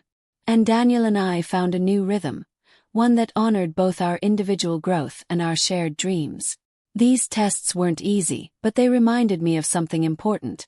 Resilience isn't about never falling. It's about rising again and again, no matter how many times life knocks you down. It's about finding strength not just in yourself, but in the people and values that anchor you. As I looked back on these challenges, I felt a deep sense of gratitude, not for the struggles themselves, but for the lessons they had taught me. They had shown me the depth of my own resilience, the power of community, and the beauty of love that endures even in the face of adversity. And as I moved forward, I knew one thing for certain. No matter what tests lay ahead, I was ready to face them. Because I wasn't just surviving anymore. I was thriving. There comes a moment in every journey when you realize it's not just about you anymore. It's about something bigger. Something that connects your story to the lives of others, something that gives meaning to the struggles you've faced and the lessons you've learned. For me, that moment came as I began to reflect on the purpose behind everything I had built. The Mosaic Center had become a haven for creativity, resilience, and connection, but I knew it could be more. The stories I had heard, the art I had seen, the lives I had touched, all of it pointed to a deeper truth, that creativity wasn't just a form of expression. It was a form of healing, a way to process pain, to reclaim agency, to find hope in the darkest moments. And I wanted to bring that truth to as many people as possible. One day, as I was leading a workshop at the Mosaic Center, a young woman shared her story. She had come to the center after losing her job and feeling adrift, unsure of how to move forward. Through art, she had found not only a way to process her emotions but also a renewed sense of purpose. "This saved me," she said, her voice trembling with emotion. Her words stayed with me, a reminder of the power of creativity to transform lives. I began to think about the people who didn't have access to spaces like the Mosaic Center, those who were struggling in silence, who didn't know where to turn, who didn't yet realize that their stories and voices mattered. How could I reach them? How could I use what I had learned to create opportunities for healing and growth on a larger scale? The answer came in the form of a new initiative: the Resilience Project. It was a program designed to bring art and storytelling to underserved communities, providing workshops, resources, and support to those who needed it most. Through partnerships with schools, shelters, and community organizations, the Resilience Project aimed to create safe spaces where people could explore their creativity, share their stories, and find strength in their journeys. Launching the Resilience Project was both thrilling and daunting. It required funding, planning, and a network of passionate collaborators. But as the first workshops began to take shape, I saw the impact almost immediately. In a small classroom at a community center, I watched as a group of teenagers created murals that told their stories. Stories of struggle, hope, and dreams for the future. In a shelter for survivors of domestic violence, I listened as women shared poems that spoke of pain, resilience, and the courage to rebuild. One moment in particular stood out. At the end of a workshop, a middle-aged man approached me, holding a painting he had created. His hands were shaking as he spoke. "This is the first time I've felt like I had something to offer in years," he said. "Thank you for giving me that." His words brought tears to my eyes, a reminder of why I had started this journey in the first place. The Resilience Project wasn't just about art, it was about empowerment. It was about showing people that their stories mattered, that their voices deserved to be heard, that they were capable of creating something beautiful out of their struggles. And in doing so, it deepened my own sense of purpose, reminding me that my journey wasn't just about what I had built, it was about what I could give. As the project grew, so did its reach. We began hosting exhibitions that showcased the work of participants, giving them a platform to share their stories with the world. We created online resources to bring creativity into homes and schools, ensuring that no one was excluded because of distance or circumstance. And we partnered with other organizations to advocate for the role of art in mental health, education, and community building. Deepening my purpose wasn't just about the work I was doing, it was about the legacy I was creating. It was about turning my pain into a source of light for others, about showing that even the darkest moments can lead to something beautiful. And as the Resilience Project continued to grow, I felt a profound sense of fulfillment. Not because of the accolades or achievements, but because of the lives it touched, the stories it uplifted, the hope it inspired. Because that's the thing about purpose. It's not about finding it, it's about creating it. It's about taking what you've been through and using it to make the world a little brighter, a little kinder, a little more connected. And as I looked at everything the Resilience Project had become, I knew one thing for certain. This was only the beginning. There comes a time in every journey when you realize it's not just about the present, it's about what you'll leave behind. Not in terms of accolades or recognition, but in the lives you've touched, the change you've inspired, and the paths you've helped pave for others. For me, that realization marked the beginning of my most ambitious project yet. A project that would become my legacy. The idea came to me during a quiet evening at the Mosaic Center. I was reflecting on everything we had built, the workshops, the collaborations, the community we had fostered. Each part felt like a piece of a larger puzzle, a foundation for something greater. And as I stared at the blank pages of my notebook, I began to dream. What if there was a way to bring all of this together? To create something that would outlive me, something that could continue to grow and evolve long after I was gone. That's how the Mosaic Academy was born. It wasn't just a space, it was a movement, a commitment to nurturing creativity, resilience, and connection on a global scale. The Academy would be a place where people from all walks of life could come to learn, to heal, to share their stories, and to find strength in their voices. It would be more than a school. It would be a sanctuary, a catalyst for transformation. The vision was bold, and the path to making it a reality was anything but easy. Securing funding was the first hurdle. I spent months meeting with potential donors, pitching the idea to organizations, and writing grant proposals. Each rejection felt like a blow, but each yes reminded me that the vision was worth fighting for. Slowly but surely, the pieces began to fall into place. Next came the design. I wanted the Mosaic Academy to reflect the values it stood for: openness, inclusivity, and creativity. The building itself became a collaborative project, with artists, architects, and community members coming together to create a space that was as inspiring as the work it would house. Murals adorned the walls, each one telling a story of resilience and hope. The classrooms were filled with light, designed to encourage collaboration and expression. And in the center of it all was a gallery, a space where the stories and creations of our students could be shared with the world. The Academy opened its doors on a crisp autumn morning, the air buzzing with anticipation. People from across the community and beyond gathered to celebrate this new beginning. As I stood on the stage looking out at the crowd, I felt a mix of emotions: pride for what we had built, gratitude for the people who had helped make it happen, and hope for everything the future would hold. From the very first day, the Mosaic Academy became a place of transformation. It offered workshops in art, writing, music, and storytelling, led by mentors who had lived through their own journeys of resilience. It hosted programs for children, giving them a safe space to explore their creativity and build confidence.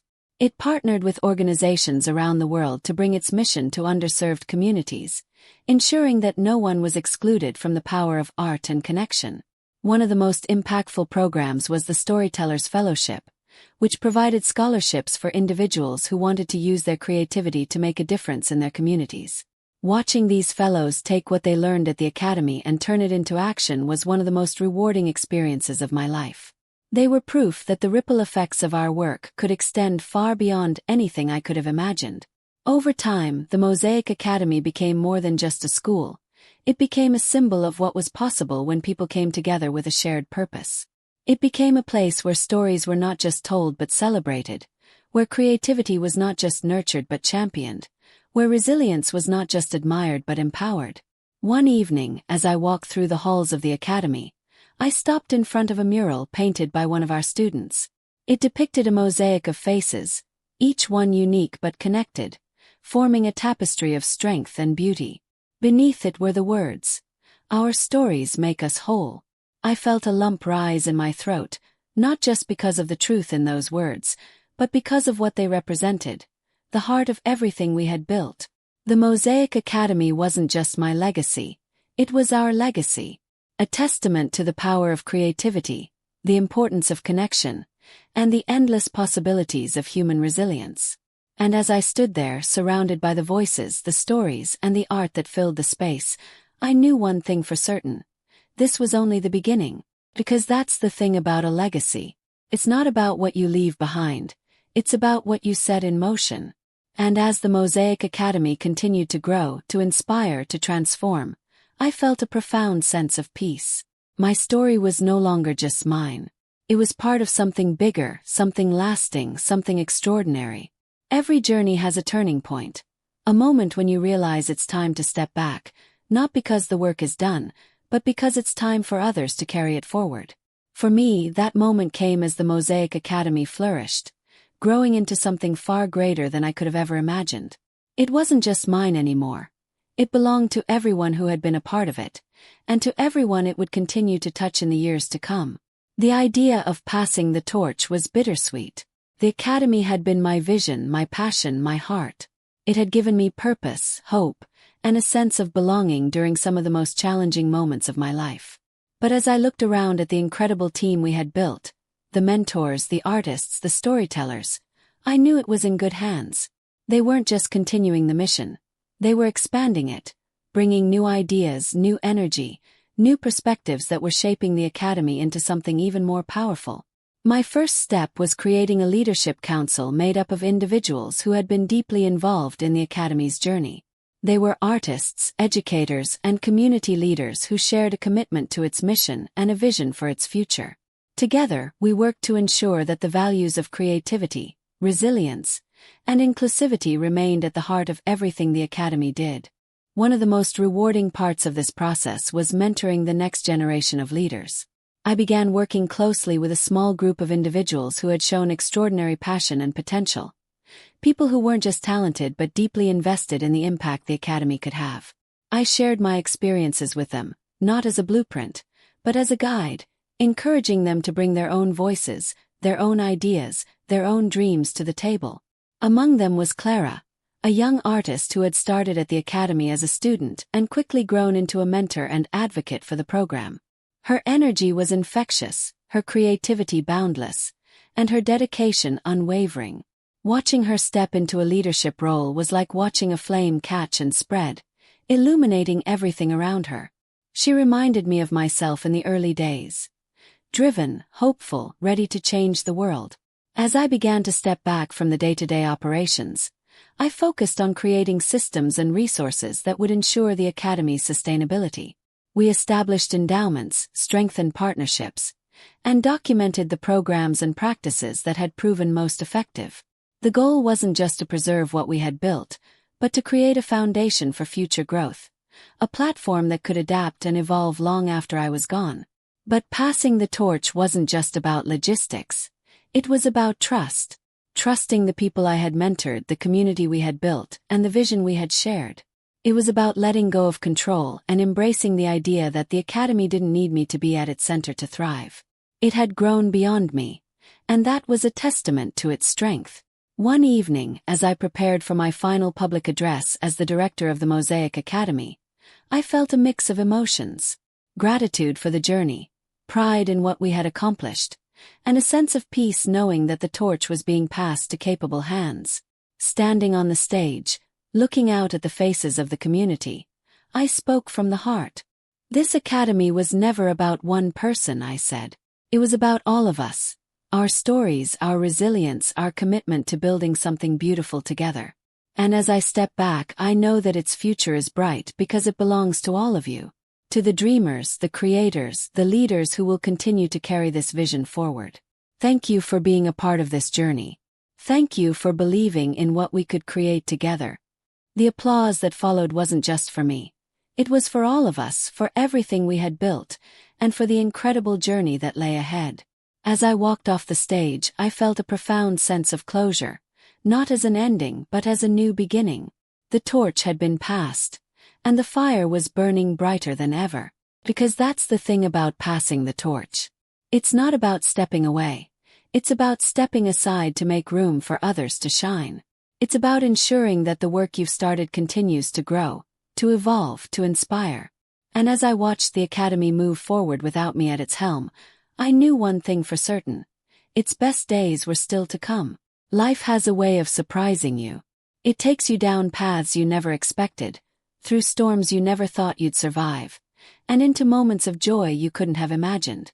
As I looked back on my journey, I realized that it wasn't the challenges or the triumphs that defined it. It was the growth, the resilience, the connections that turned every chapter into something meaningful. There was a time when I thought my life had been shattered beyond repair, that the pieces could never come together again. But those broken pieces became a mosaic, a testament to the strength it takes to rebuild, the beauty that comes from transformation, and the power of creativity to heal and inspire. Sitting in the quiet of my home, surrounded by sketches, photographs, and memories, I felt a deep sense of gratitude. Gratitude for the people who had walked beside me. My family, my friends, my mentors, my community. Gratitude for the lessons I had learned, even the hard ones, because they had shaped me into the person I was.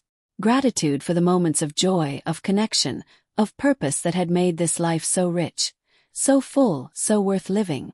The Mosaic Center and the Mosaic Academy stood as symbols of what we had built together. They weren't just places, they were legacies, alive with the voices and stories of everyone who had been a part of them. And while I had stepped back from leading them, I still found ways to stay connected, to witness their growth, to celebrate the incredible work being done by the next generation of dreamers and creators. My relationship with Daniel had deepened over the years, evolving into a partnership that felt both steady and vibrant. We had built a life together that honored our individual paths while celebrating the journey we shared. It wasn't perfect. No love story ever is. But it was ours, and that made it beautiful. Reflecting on love, work, and the legacy I was leaving behind, I found myself returning to the idea that life isn't about perfection. It's about presence. It's about showing up for yourself and for others, even when it's hard. It's about finding beauty in the cracks, strength in the struggles, and meaning in the moments that make up your days. One day, as I walked through a gallery showcasing works from the Mosaic Academy's latest class of students, I paused in front of a painting. It was bold and vibrant, filled with colors and shapes that seemed to dance across the canvas. Beneath it was a simple inscription: "Hope grows here." The words stayed with me, a reminder of everything I had worked for, everything I had hoped to create. Not just for myself, but for everyone whose lives had been touched by the work we had done.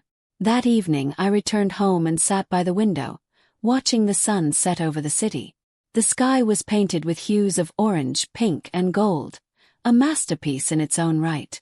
As the first stars began to appear, I thought about the road I had traveled, the person I had been, the person I had become. And for the first time I felt complete. This wasn't the end of the story. Life rarely gives us neat conclusions.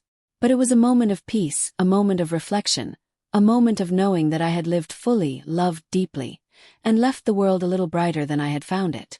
And as I closed my eyes, a quiet smile on my lips, I felt one thing above all else: contentment. Because that's the thing about a life well lived. It's not about the achievements or the accolades. It's about the impact you make, the connections you nurture, the love you give and receive. It's about the stories you create, the memories you cherish, the legacy you leave behind. And as I sat there, surrounded by the echoes of a life filled with purpose and passion, I knew one thing for certain: it had all been worth it.